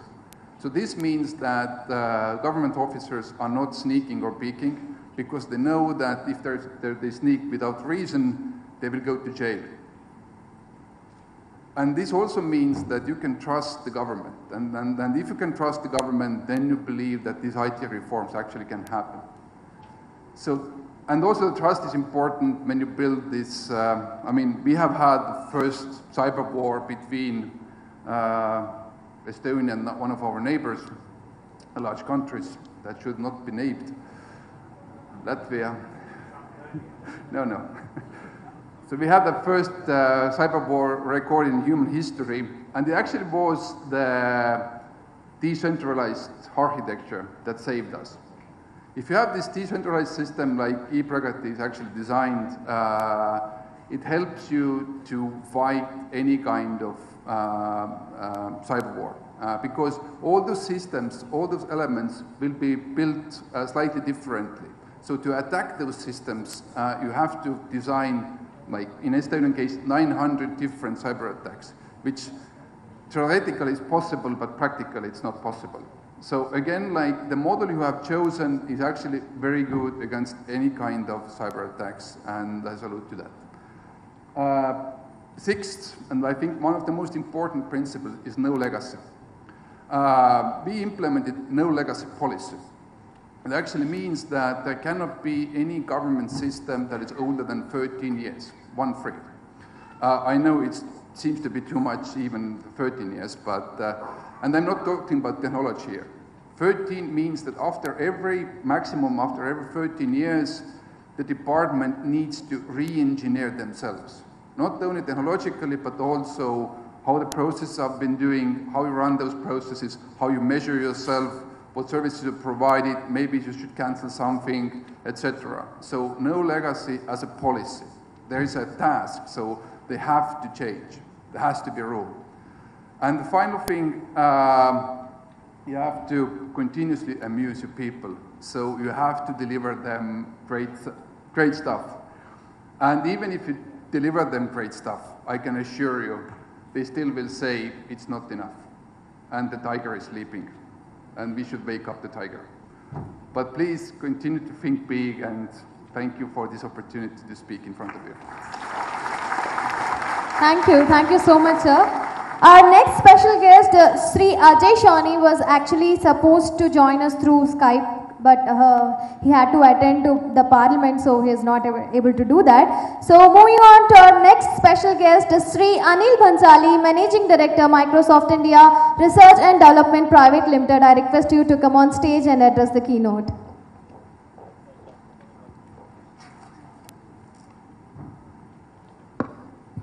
Good afternoon, everyone.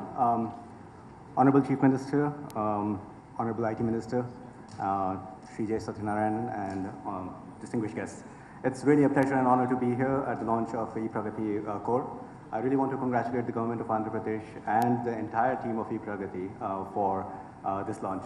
I remember being in some of the earlier discussions of E-Pragati and Sri J. Satyanarayan's office, and I still remember the passion with which you actually explained the entire architecture. It's amazing to see that journey. I know persistence, as you mentioned, is the twin sister of excellence. Persistence definitely does pay off, and you clearly see the results of that. It's stunning to see the progress that's been made, not just in terms of launching the core platform, but also fascinating to see some of the departments already actually using this thing. So it's great to see this. I think E-Pragati truly will actually provide the digital backbone and the architecture required to truly transform this state. So I was asked to talk a little bit about digital transformation and how Microsoft actually kind of looks at this. You know, technology overall has played a huge role in terms of leading to the progress in society. And over the last few years, you're seeing the pace of change and the technology basically really kind of take off, and the pace has been phenomenal. The advent of cloud computing, the explosion of interconnected devices, the vast amount of digital data, all of that thing is kind of accelerating our foray into the digital revolution, and pretty much everyone across the globe, whether it's governments or enterprises, everybody is going through a massive digital transformation. So to really make sense of that, and I just wanted to share our view basically when Microsoft thinks about digital transformation, not just within our own organization as we are transforming ourselves, but also as we, as a technology provider, are enabling this transformation for governments and enterprises across the globe. We really think about it in what I would say 4 pillars, which we believe are core to any organization on the planet. And the first and foremost basically is the customer, the end consumer of whatever product services that you're trying to offer. And when you're thinking about a digital transformation, it's really important to see how you want to engage in a meaningful way with your customer, and whether that's resonating or not. The second one is, of course, your employees, the people who are actually going to help you build this product, services, and deliver that to your end customer. Are you empowering them with the right information? Are you providing them the right tools, basically, with which they can make the decisions that can make a difference? The third, and this is important, basically, is your products and services. When you're thinking about digital transformation, it's not just about taking your existing stuff and actually just kind of digitizing that. You really have to rethink, redesign, and really understand basically what the customer needs are, and rethink all of the services and deliver that to your customer. And finally, it's about the processes in your organization in terms of how you actually make that very efficient. As you're transforming more, you'll realize very soon that if you want to really focus on the KPIs that you want or the success metrics you want, you really have to rethink and redesign some of the processes and the business processes that you have. Now, While doing this thing, one thing that's very critical is, to understand that digital transformation is not a one-time thing. You have to continuously learn and iterate and keep on tweaking the system if you may. And for that, it is incredibly important across each one of these pillars, you have to have a digital feedback loop. If you're going to engage with your customer, you need to understand whether what you're trying to do is resonating with them or not. If you're launching new products and services, did it actually make the difference that you intended it to? If you're making changes to your processes and your business processes, well, you need to have the right KPIs and be able to measure it on a regular basis to understand whether that's actually happening or not. Digital transformation is a journey. It's not a one-time thing. I think many people actually sometimes confuse that, hey, I've just digitized something or I've just launched an app or a service and there, I'm done. It's not. It really is an iterative process. It is a journey. It will take time for us to actually, for this to happen.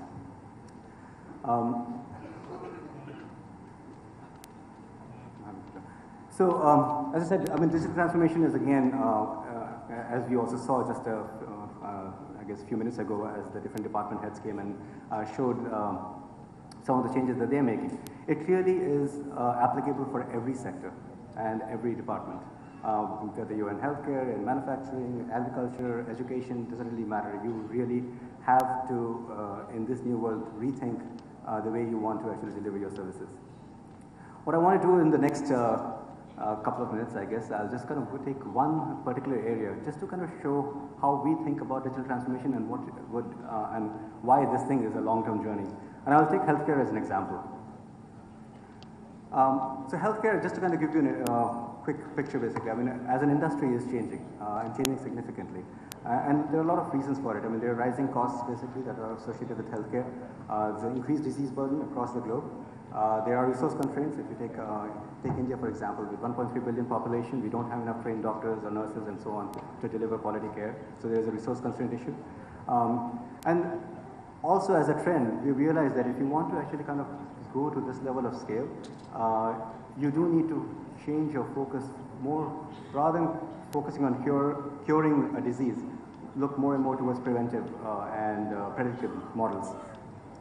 There's also a trend to actually have a much more patient-centric view, basically where the idea is to actually have a care continuum for the patient, even though they may actually go through various different providers, which is very, very common in India, where people don't have an affiliation to a single hospital. They may be visiting various different doctors, different hospitals, and so on and so forth, but you want to make sure that there is a care continuum across each one of these segments. So it's a very busy slide. I don't want you to focus on this one, but as we try to understand a little bit more about the healthcare industry, it just turns out, and this is in the context of India and some of the other markets, it is just complex. The journey for a patient to actually get quality healthcare, the journey for a doctor to be able to deliver the right patient outcomes and so on, is just incredibly complicated. There is an overall perception basically, and in some cases quite definitely a reality. Doctors don't have access to the right information. I could be going to one hospital today and the next hospital the other time, and if the patient comes to me, there is no way for me to know basically what as a doctor, like what happened to the patient and what he's actually already gone through. For a patient, they may or may not be near a healthcare provider basically who can provide the right level of quality care. We do have the constraints that the moment we go beyond the tier 1, tier 2 cities, it's sometimes hard to find the quality care. So that becomes an issue as well. So if you think about the transformation of, and you think about the digital transformation of a sector, something of like this, it is again clearly not an overnight journey. You have to think through, just take a simple case of actually providing a patient kind of care continuum. You now need to have a way in which you can access and provide information about a patient data basically while he's spanning through multiple different networks, but still make it available to the patient as well as to the doctor. That requires a complete redesign of how you actually kind of keep the health records, how you actually allow for interchange of those health records across different providers, how you provide a compliant kind of secure way of actually kind of interchanging that information, and also a consent layer basically, so that you actually get to that particular record if and only if the patient actually allows you to. So there are various different things and in this particular system, if you want to, even if you want to just care about a patient care continuum, a lot of redesign, a lot of thinking has to kind of go through this thing. Now I won't go through each and every aspect of healthcare clearly. We obviously don't have the time and it will take like weeks to kind of go through all of this. it is, again, very important to see that as you think about digital transformation in any of the sectors, you will have to think through the entire process, all of your processes, all of your systems, and then work through making sure that you have the right KPIs for your departments, have the right outcomes that you've decided basically for the consumers who are going to take the services, and then continuously track that. Cloud clearly is a key enabler for all of these things, having the right technologies in place, which I actually just heard as part of the E-Pragati framework. All of those layerings and all of those infrastructure pieces are already available, so I can easily see how E-Pragati is going to be the backbone for each of the departments as they go through their transformation journey. Now, I'll just quickly conclude. Microsoft and AP have kind of been together for a really long time in terms of helping through the transformational journey. We've been working on various different areas, agriculture, where we looked at precision agriculture and providing insights to farmers using AI, looking at ways in which we can bring quality care to remote and tribal areas, basically, again, with the help of AI. We've also been looking at how we can transform the education and the skilling space, basically, where providing a mobile-only way of actually training people and also addressing not just the skill gap, but also the unemployment gap by actually using our assets like LinkedIn in that forum. In terms of e-governance and Citizen Connect, basically, Kaizala as an application basically has been great in terms of actually creating that connect with the government. So all of these things are a few initial steps that we've taken. Now with the E-Pragati backbone, we can actually see that each one of these areas can actually be taken to scale, and we can really do a lot more. So with that, I mean, I'm just going to once again congratulate the government of Andhra Pradesh for this bold vision and the launch of E-Pragati CORE. And I look forward to actually, I mean, as Microsoft, we look forward to partnering on that particular journey. And thank you. Thank you so much, sir.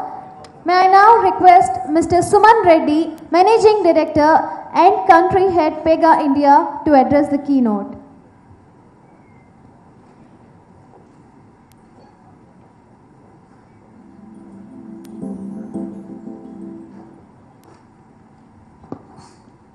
Good afternoon, the Honorable Chief Minister, the Honorable IT Minister, other dignitaries in the room, partners of Pega, and of course all of the developer ecosystem who's sitting out there. I'm not forgetting you guys as well. So I know it's the interest of time. I want to try and rush through the next few minutes, and essentially I wanted to talk about the whole digital transformation journey in what Pega is trying to do with many other governments. But again, in the interest of time, I'm going to try and quickly address a couple of themes here.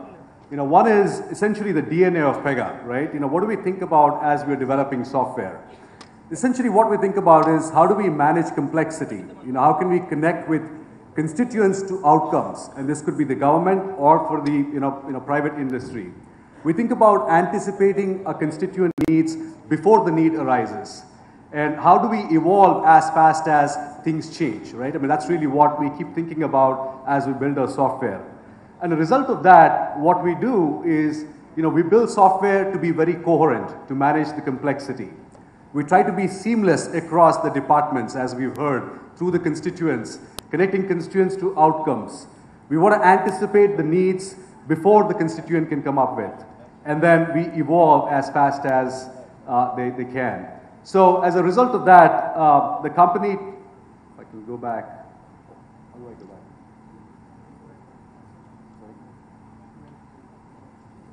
Yes.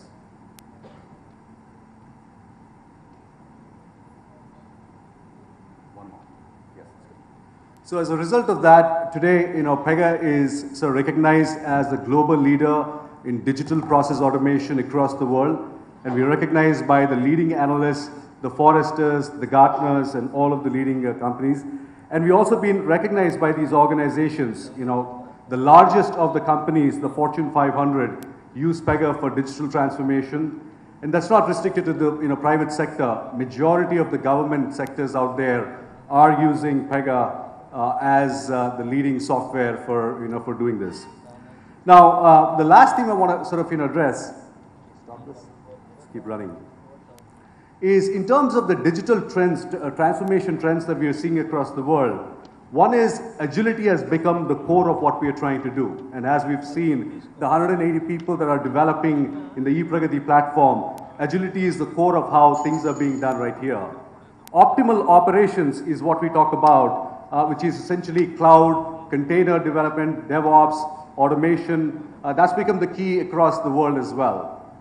Third, we think about automated procurement, which is really the blockchain, the low-code, no-code, the data analytics. The fourth one being artificial intelligence, machine learning that you're very familiar with. The modernization of IT through many of these technologies, machine learning, data analytics, and finally the personalized services, because every citizen wants to be recognized personally and individually. And today, these are the trends across the world, and I'm proud to say that E-Pragathi project addresses all of these global trends in one place. With that, I want to conclude and say that we're happy to be part of this journey, and we are very proud that all of these ecosystem right now is going to make the state very proud. We're going to be the #1 state, not just in the country, but also in the world. Thank you, everyone. Wow, thank you, sir. Thank you so much. And now I request Mr. Pankaj Dandaria, Partner and Markets Leader, UI India, to come on stage and present his keynote.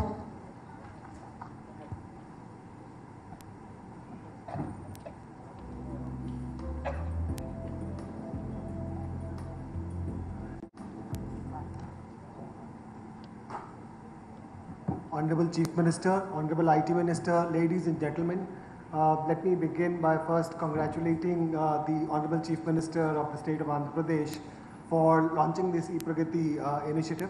I think this platform is truly transformational, and I think in the current world that we are living in, which is shaping the new world, I think he's been the visionary to build this E-Pragathi platform to serve the citizens of this new state of Andhra Pradesh in this new avatar. On this equation, I think when we are discussing the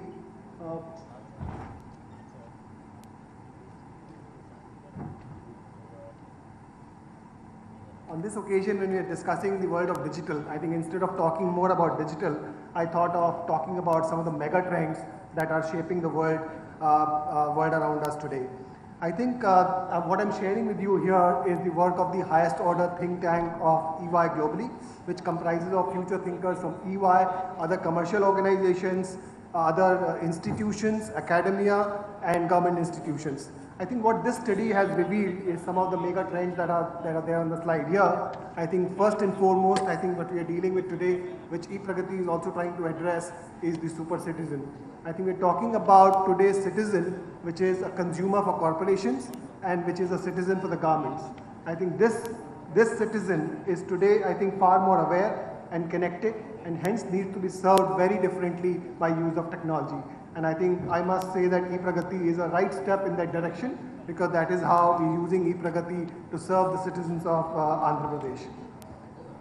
I think other important trend that we must talk about is the future of work. I think so far we have seen technology being used by humans to deliver their work.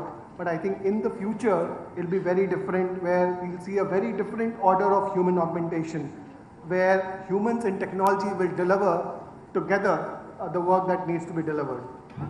And I think in this world where I think humans and technology will be delivering things together, the regulations to address will be also very different. I think, and that is a theme that I want to talk about today in a little more detail, which is the adaptive regulation that you see on the slide. I think before we get there, I think what is very important is, as we see the future of work change, what will happen is that today's social security systems and the way we address social security of people is going to be transformed completely. The rules will have to be rewritten. And I think some thought on that regard is already beginning to happen with the concept of universal basic income. Similarly, I think in this new digital economy, I think industry is changing, is being redefined completely. Today's, I think, industry classification, the classical industry classification is undergoing a significant change. Today, I don't know whether we should call Ola a tech company or a transport service company, whether we should call Jio a telecom company or a media company. And I think this trend will continue, and I think we'll see businesses being transformed, redefined very, very significantly, and they'll have to keep pace with that change. I think this is just the beginning. I think there's a lot more to come. I don't know whether Maruti in the future will be a car selling company or a transport service company. Time will tell. I think in the interest of time, I think we'll move quickly to social contracts and adaptive regulation. I think social contracts are basically a set of written and unwritten rules that govern our society. And the societal changes that we are seeing, driven by technology and greater awareness for longer term good of the society at large, will transform these social contracts. And the way these social contracts will get transformed is either, I think we can be proactive about it and address them as things happen through reform, or we can wait for revolution to happen and then change them. I think better is to go through reform, and I think what government of Andhra Pradesh has done through E-Pragati is take the bold step of going through reform rather than through revolution. I think three principles that will drive this is inclusive, long-term and policy-driven. And I think, I know that there's time constraint here. I think inclusive to address inequality. I think we're seeing a great amount of inequality in our society today. And I think inclusive has to deal with inequality. Long-term has to be dealt with because I think citizens today are far more demanding. And both corporations and governments have to look beyond quarters and beyond electrical terms to solve the issues of the future, which will be more sustainable and required for the society at large. And I think in this context, we'll have to talk about regulation, and this regulation has to be adaptive.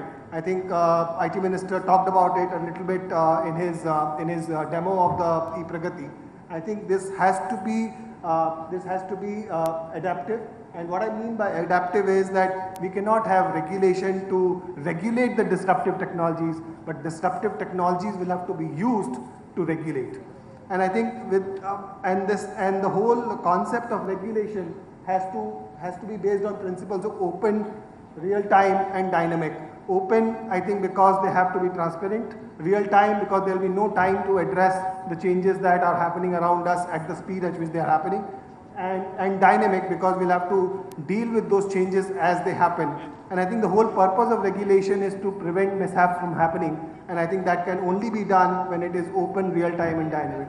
And with that, I would end my talk and say that I think this journey which has been initiated by E-Pragati is an excellent platform to bring in the adaptive regulation of the future. And we must thank the Andhra government that EY has been a partner with you on this E-Pragati initiative. And we look forward to working with you more in the future to deal with this adaptive regulation change that the governments will have to deal with. Thank you. Thank you, sir. Thank you so much. May I now request our next special guest, Sri Sriniraju Garu, Managing Director, People Capital, to come on stage and address the keynote.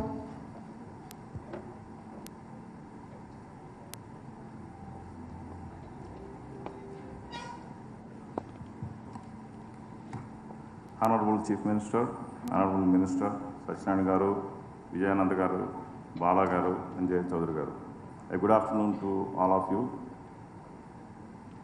I'll take only a few minutes just to share a few of my thoughts. Those of us who have been associated with the Honorable Chief Minister for the last 20-25 years, he always, he's not only pushing now, it's been there with him for the last 25 years. And at the time when he announces something, it is always a big dream. At that time, and those of you who are there would say that, you would always think that his dreams were very ambitious. And at times people think that, will they ever happen? Now, we have the proof of the pudding, what has happened last 25 years. The few examples that I want to cite with you. One day he called a few of us, this is 25 years ago, and said, why can't we have something like Silicon Valley in Hyderabad? At that time, the total population of the IT population of Hyderabad was about few thousand. I would actually say 1,000, but maybe, just to be more accurate, I'll say few thousand of them. Then he said that, I want to create a Silicon Valley in Hyderabad. Just the recent numbers, you can see it. Hyderabad, which was not in the map at all, now it's the fifth largest economy as a city in the country. It has overtaken, Chennai also. So that's what it was 25 years ago, what it is today. Similarly, when he wanted to build the educational institutions, again, same thing, he says, I want to have the best business school, I want to have the best, technology university. Now you see the Indian School of Business and IIIT Hyderabad. Now when the new state came in, one day I had the privilege of traveling with him to to Japan. And during the journey, we were normally discussing about this concept of ease of doing business. As usual, what he said was that, why can't Andhra Pradesh be the #1 state in ease of doing business? And of course, the people would normally say that, state just got formed and you just became the chief minister. That's again a very ambitious dream. 2 years from there, last 2 years, we have been the #1 state in the ease of doing business.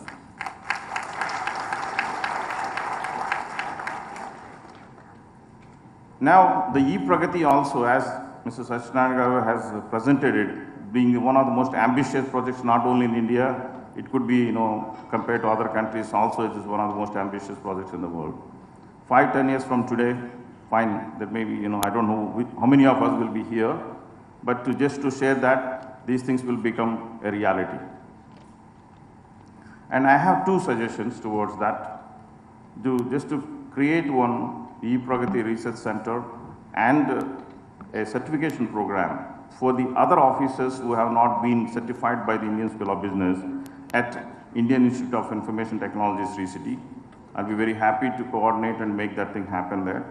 For those of you who are not very familiar with it, it is set up by the Government of India, Government of Andhra Pradesh and Sri City Foundation on a public-private basis.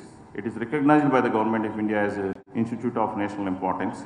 It's a very new institution, but we'll be happy to take such a challenge. Thank you for giving me this opportunity. Thank you, sir. Thank you so much. Before taking the privilege and honor of inviting our Honorable CM, let us all go through a journey from 90s till 2018. The digital transformation and the precious moments what he has gone through an AV. So can we have the AV please?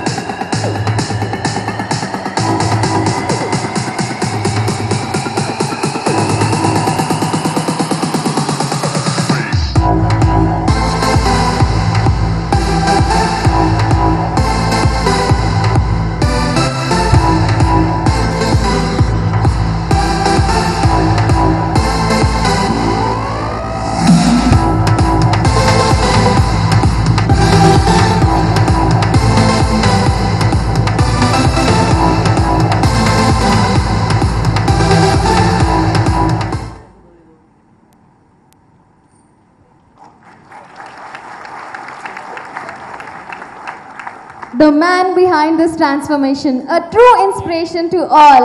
Let me take the privilege and honor of inviting our beloved Honorable Chief Minister of Andhra Pradesh, Sri Nara Chandrababu Naidu garu on stage to launch E-Pragati CORE.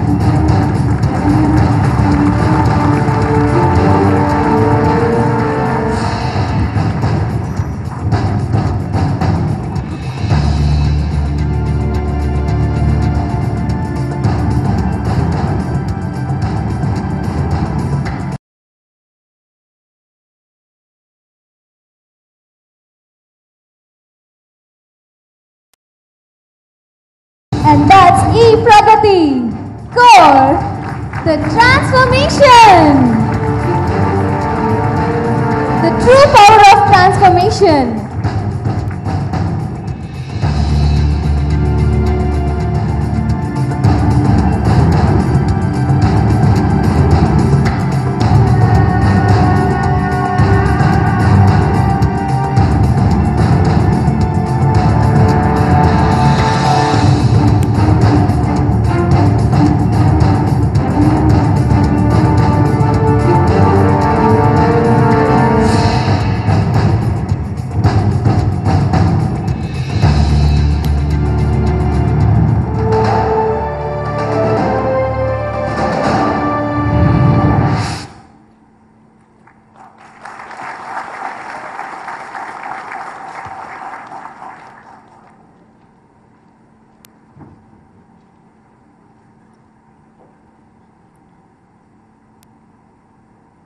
Good afternoon to everybody.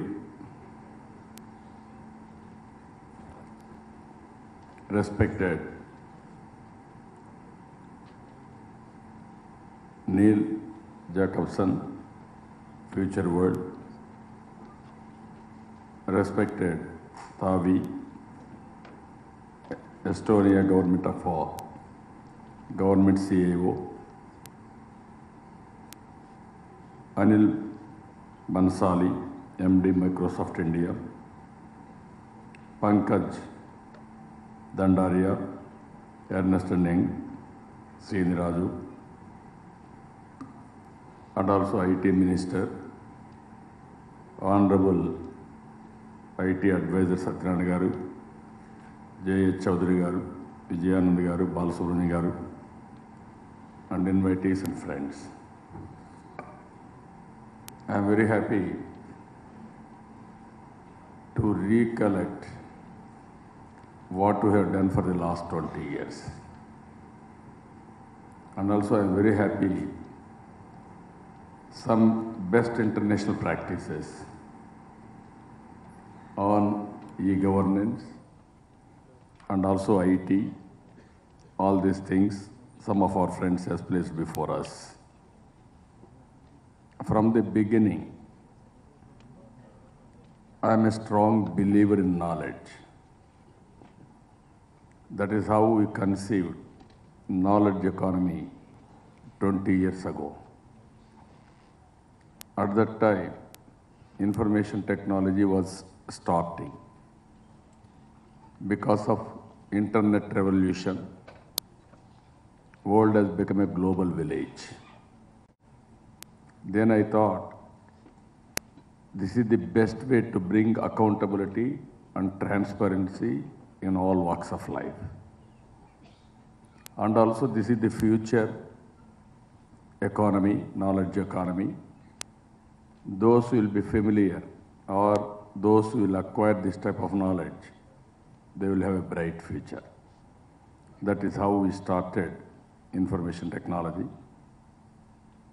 At that time, we don't know how to move forward.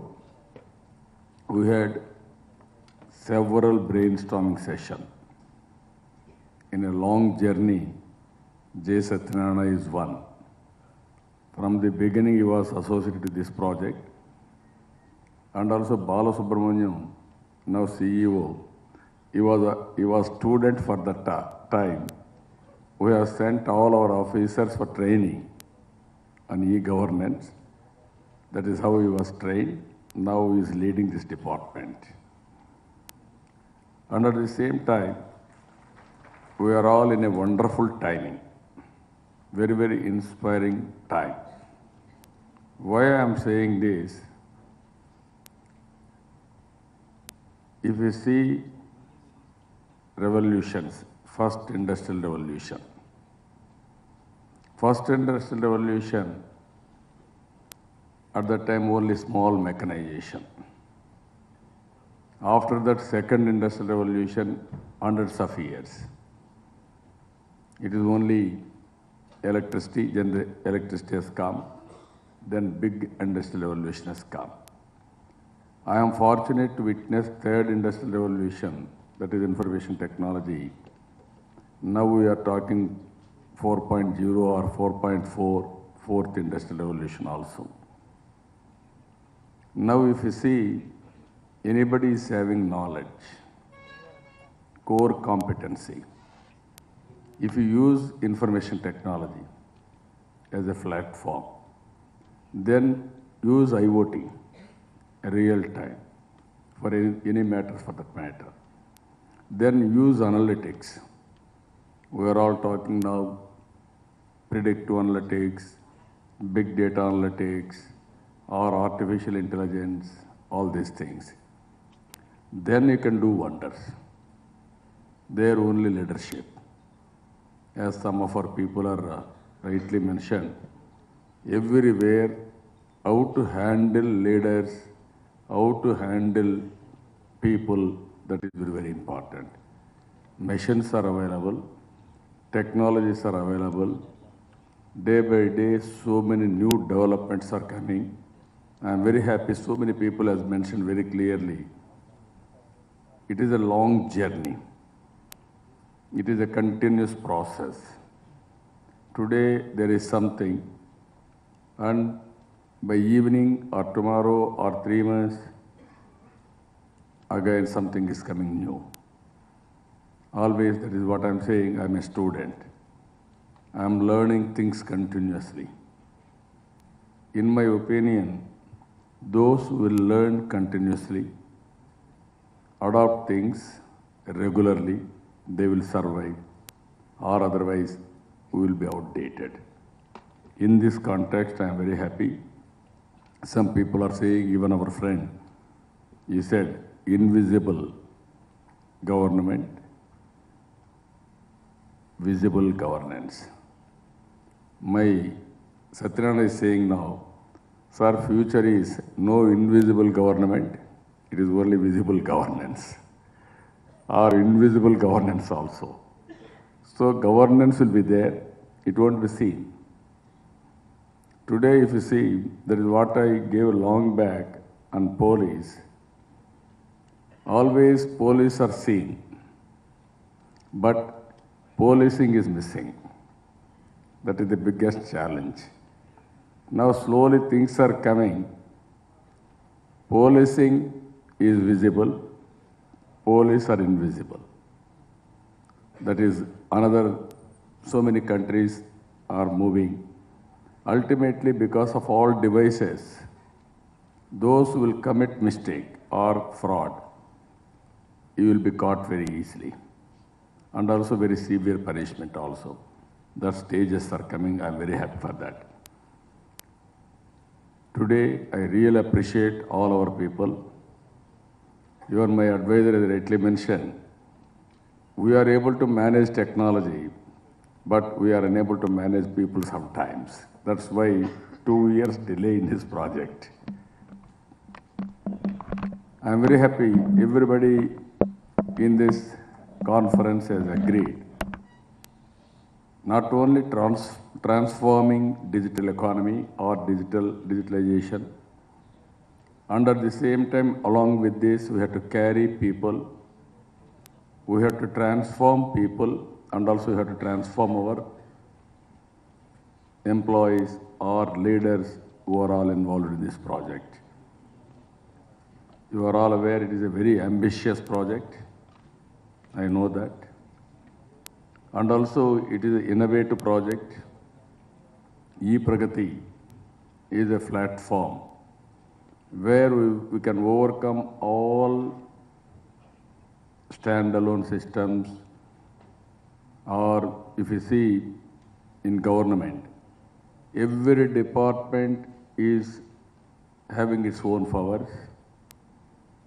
And at the same time, there is one government, there is one citizen. Citizen is common, government ambition is common, goal is very clear, but to reach that citizen, we are having so many departments, so many hierarchies. Sometimes there is an integration, there is need for coordination. We are missing all these things. Today, with information technology, we can bring integration.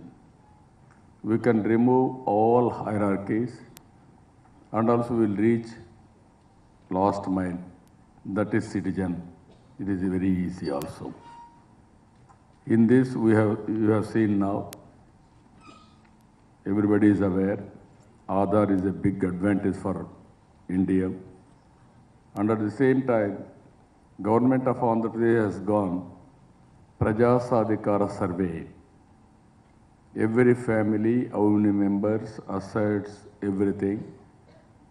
If I wanted to plan at macro level, at state level, I can plan it. I can execute micro level, that is family as a unit. That is the beauty of technology today. And also I can measure what is happening, and also regularly I can communicate also. Now we are going Budhar also. Every piece of land, just like human beings are having identity, Aadhaar. Now we are going for Budhar with authentication, geotagging everything, so that anybody want to transfer just like share market, he can transfer his land without having any problems. This is one more big leapfrog development we are able to achieve as on today.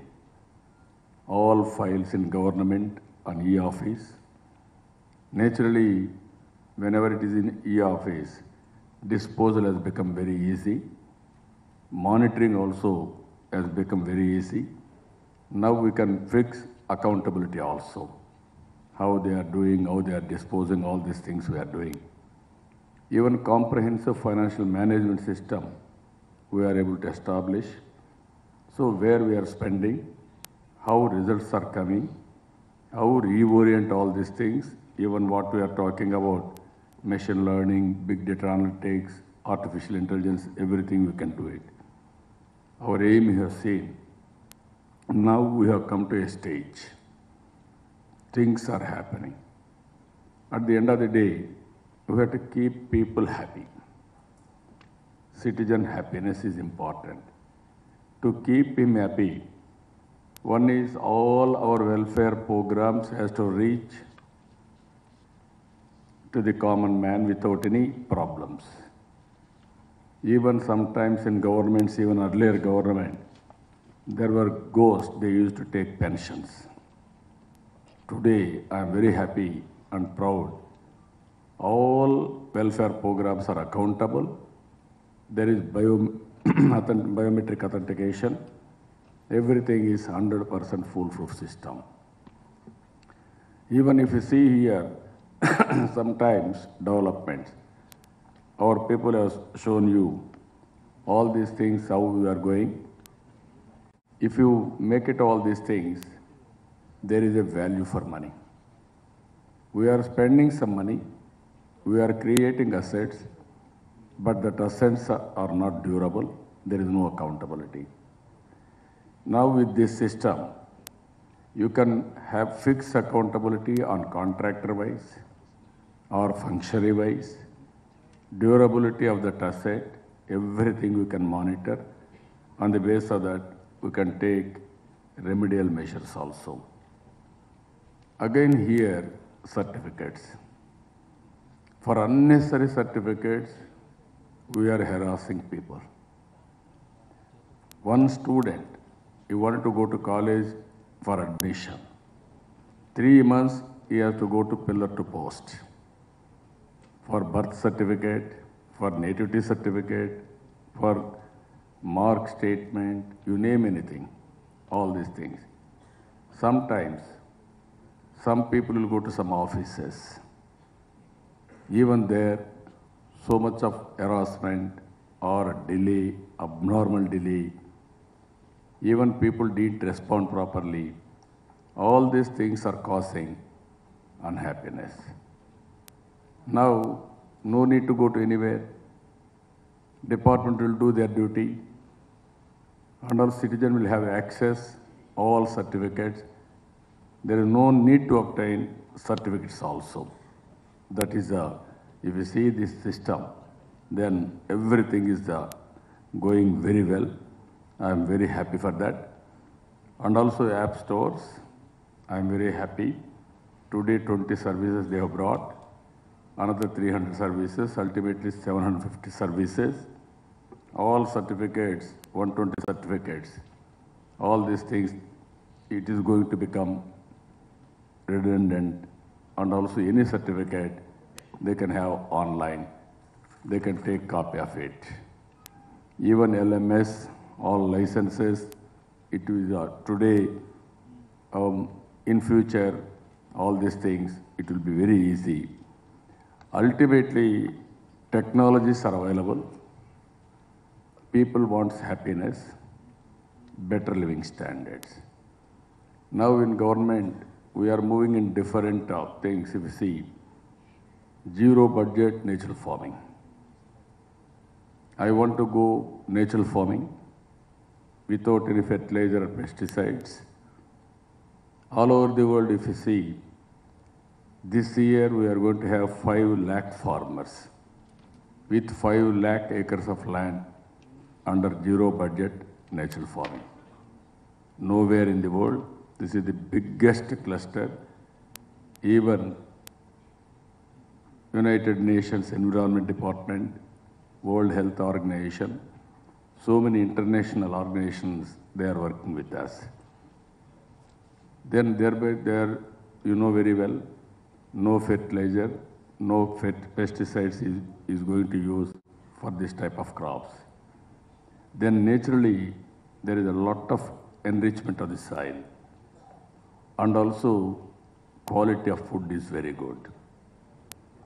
And at the same time, we are going 50% green cover. If you go for 50% green cover, then naturally, so much of environmental balance. Now we are going for conventional energy, green energy. If you see today, solar energy has become handy. Earlier, I introduced power sector reforms 10 years, 15 years back. Now we are going second power sector reforms. In this power sector reforms, we want to reduce the cost. We are going solar energy, wind energy. You know very well. Now because of thermal or nuclear, there will be pollution, safety measures, so many things. But solar and wind energy, it is green energy, it is clean energy, and at the same time abundant sunlight is available in India so that we can go with this. Again, we want to go for electrical vehicles. If we do all these things, this is the best way of living. Nature we are going to associate, and we are going to use technology. This is the combination we are working. I am very happy. Today is a historic day. Everybody told so many things. I don't want to burden you. One day, I want to see in Andhra Pradesh, every day we are working very fast. That's why our friend has rightly mentioned, you are having very ambitious plan. It may be very dangerous also to move forward. But in information technology, you have to move very speed, internet speed. Otherwise, you will have a problem. Somebody will overtake. Then all your efforts will become redundant. Another thing in this meeting I am telling you, Andhra Pradesh is very strong in information technology. All over the world, if you see, out of 4 IT professionals, 1 is Indian. Among Indians, out of 4 IT professionals, 1 is from Andhra Pradesh. How things are happening, if you can analyze, exactly around 1996, 95, 96, I started information technology, 22 years back. Then we don't have any infrastructure, as our senior Raji has rightly mentioned. Very few number are IT. There are no IT companies also. Then I started promoting IT. Just like this, we had several brainstorming sessions. Then I constructed first building, high-tech city in Hyderabad. Then I went all over the world. I marketed, and finally I brought all IT companies to Hyderabad, including Microsoft. Then I started engineering colleges. We had only 20-25 engineering colleges. We made 300 engineering colleges within 10 years' time, 9 years' time. Then naturally all our people have gone all over the country, all over the world. Now if you go any country in the world, there are IT professionals from my state. That is the strength we are having. In Silicon Valley, as Raju has rightly mentioned, I want to build just like Silicon Valley. That is the climate I want to build up. But I am very happy to inform you, in Silicon Valley, highest per capita income earners are from my place. That is from Andhra people, not Americans, not any foreign nations, Indians. Among Indians, Andhra people are doing extremely well. That is the vision we have given. Now I am placing before you knowledge. It may be health, it may be education, it may be agriculture. IT is a platform. IoT and all other things, real-time, data collection and analytics, cloud management, predictive analytics, everything. But ultimately, results, outcomes. That's why I'm saying always, not inputs. Process, leadership has to provide positive leadership everywhere, not only me, all our leaders. Then you have to produce outcomes. That's why I'm saying very inspiring time, any field for that matter. You have seen some demonstrations, how education department is integrated end-to-end solution. Even animal husbandry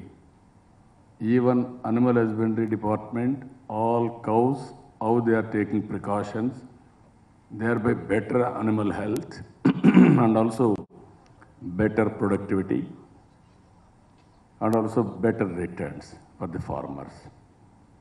So it is a very interesting, somebody will do specialization on knowledge. They can give one of the best solution, what Amazon.com, what Flipkart, what Alibaba, all these things, they are having core competency. They provide leadership, they are able to deliver. This is the future. Now artificial intelligence and technological breakthroughs, all these things are going to come. What I want to request all of you, we are having huge data. Data is wealth now. I wanted to create solutions for that data so that we can use data and with that solutions, and then you can give a excellent service. It may be any field for that matter. Even health. You can go now with the predictive, what are all the diseases you can control, you can control. You can go further eradication and also prevention, and finally forecasting what type of problems are going to come another 5 years' time, all these things, that also you can handle now. That is the stage it is coming. So I'm very happy, long time. I do not test your patience now, but wonderful meeting. I heard everybody's speeches, very, very creative, and also you have given very, very excellent ideas. I told my Satyanarayana advisor, all experts you have to call every month, best people in the world, create a convention or ask them to be our state guest, take their ideas and improve all your performance indicators, especially information technology. Transforming is change. It is a very difficult process. But change is a continuous process. If you won't change, you are standstill over a period of time, you will be eliminated. That is the reality.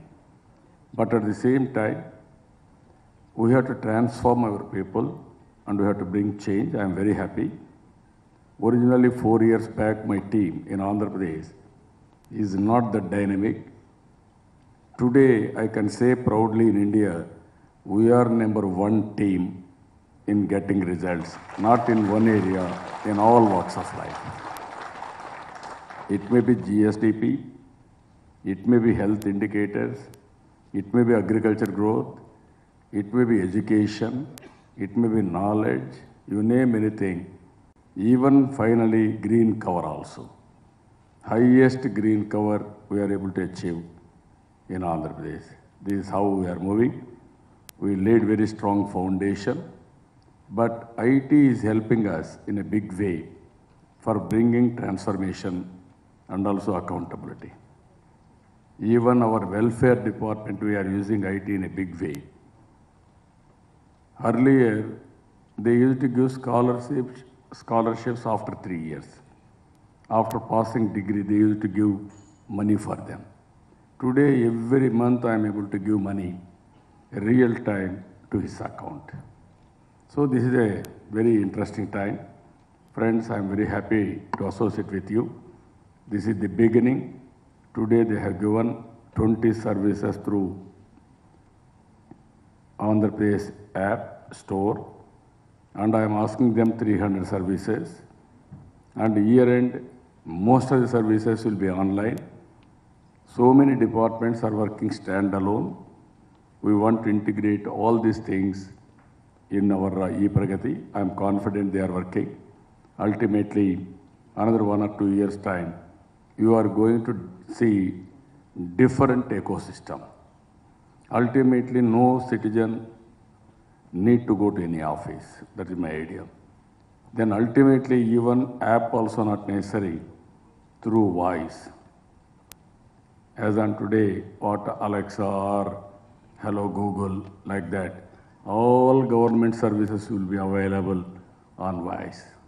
It is not far away. It is going to happen here. We are moving in the direction. In governance, in this creative world, everything is possible. So, I'm very happy, and also so many friends has contributed here. Along with IT advisor, IT minister, even IT secretary, even Bala Subramaniam, even real-time governance, Mr. Babu, all these people have contributed wonderful results. I am thanking all of them. Even people from outside, they have given so many ideas under software solutions, and also they helped us in a big way. For everybody, I am thanking them. It is a long journey. It is a continuous journey. In this journey, I need everybody's cooperation and also your participation. With this, I am thanking all of you. Thank you, Ananda. Thank you, sir. Thank you so much for making our lives, the citizens of Andhra Pradesh, so very easy. And now we are recognizing first E-Pragathi digital transformers and presenting them small token of appreciation. So, first in the list, can we have Sri K. Vijay Anand Garu, IT Secretary, Managing Director, AP Genco, to come on stage and receive the appreciation.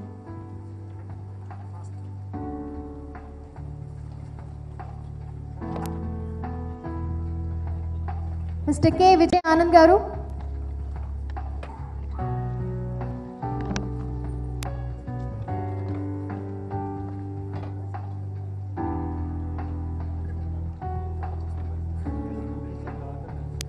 So, now let's have the felicitation to all the speakers first. So, may I now request Mr. Neil Jacobson, our special guest, to come on stage and receive the token of love.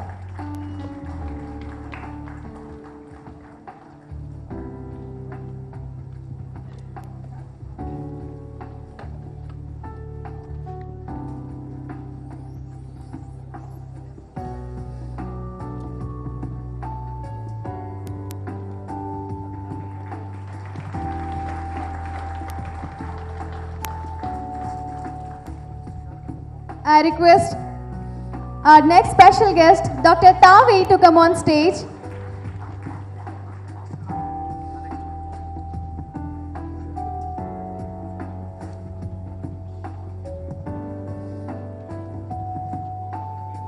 And our next special guest, I request Mr. Anil Bhansali to come on stage and receive the token of appreciation.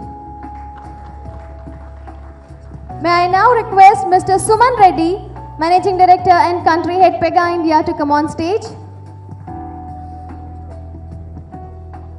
I request Mr. Pankaj Dhandaria, Partner and Markets Leader EY India, to come on stage.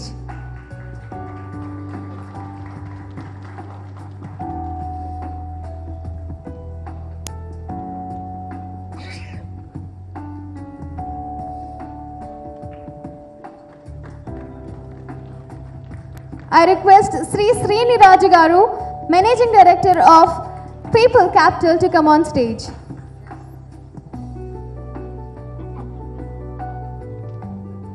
I also request Sri J. Satyanarayana Garu to come on stage and receive the token of gratitude.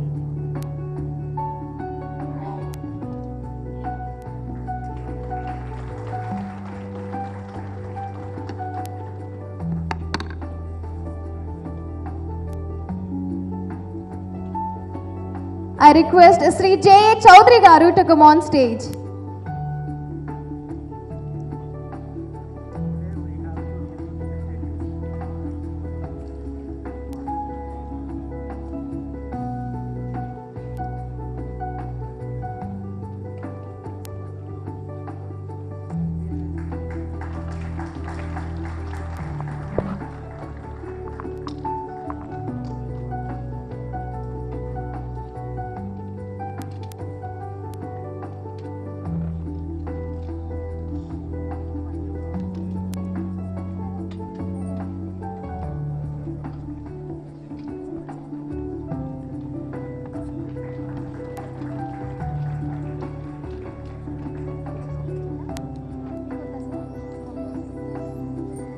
And now we are recognizing first E-Pragati Digital Transformers. So I request Srimati K. Sunita Garu, Secretary, Women Development and Child Welfare, Government of Andhra Pradesh, to come on stage and receive the appreciation.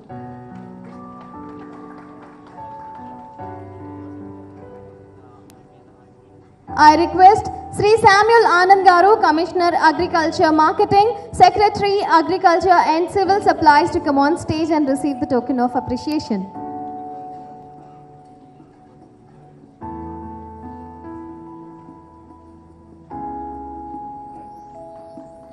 Congratulations to all the first E-Pragati Digital Transformers.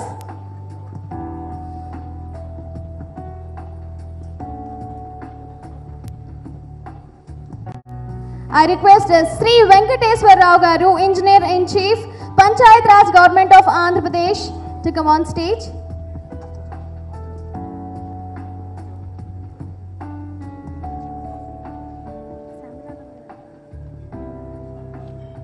I request Sri Ramnath Garu, Vice Chairman, RERA AP TIDCO, to come on stage.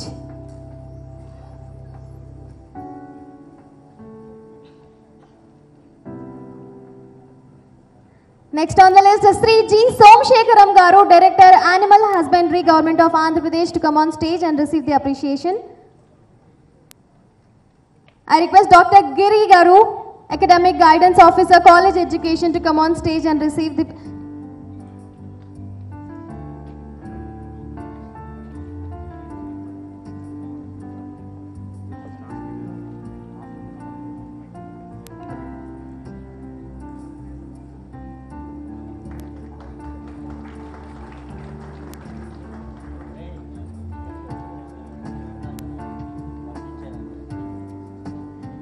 Once again, congratulations. And we are also here to celebrate the efforts of APITA and the culmination of the job drive. So now I request Mr. Vinny Patro, Additional Chief Executive Officer, APITA, to debrief. To the Honorable Chief Minister of Andhra Pradesh, to the Honorable Minister of IT and the dignitaries, a very good afternoon.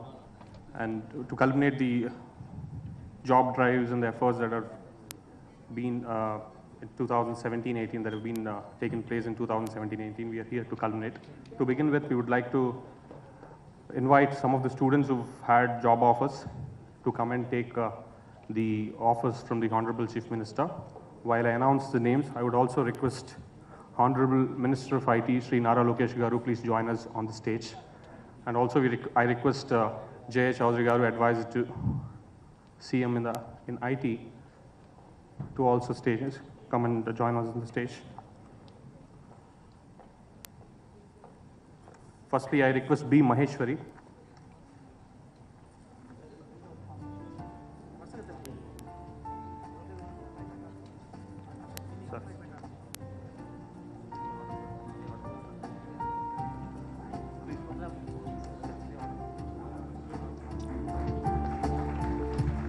S. Sai Kumar. Shweta. B. Maheshwari, Sai Kumar, Kota Shweta, M. Sushmita, Lakshmi Priya, G. Venkateswar Rao, Jaya Teja, Sai Mani Sravani, Sai Ketan, Akhil, Pavan Kalyan, Manohar, Sai Anil, Pavani, Gayatri, and Indira. Congratulations to all of you.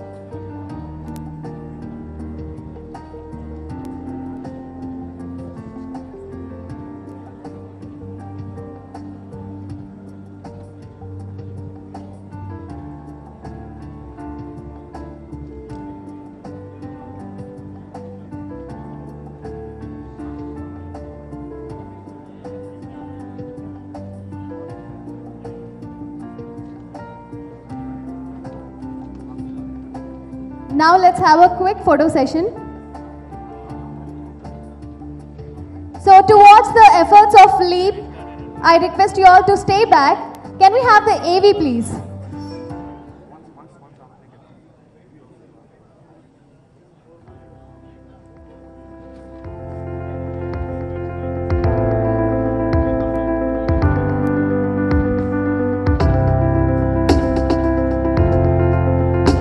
మా నాన్నగారు driving చేస్తుంటారు.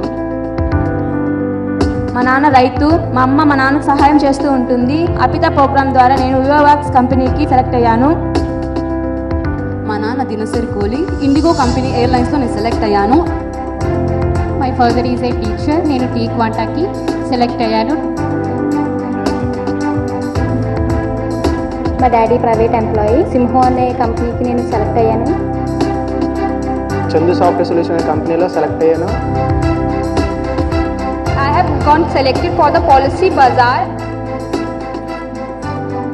I get a job in my acknowledgement groups.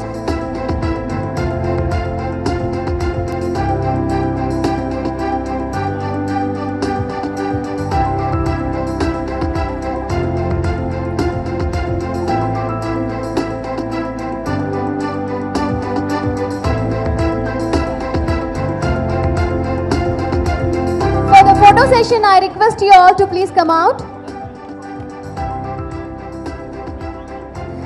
There's a stage arranged outside. I request you all to be there for a quick photo session. APITA ki chala thanks. Thank you to APCM and Lokesh Garu. This is possible only because of our great CM Nara Chandrababu Naidu Garu. I also like to thank our respected Chief Minister Chandrababu Naidu sir and IT Minister Lokesh sir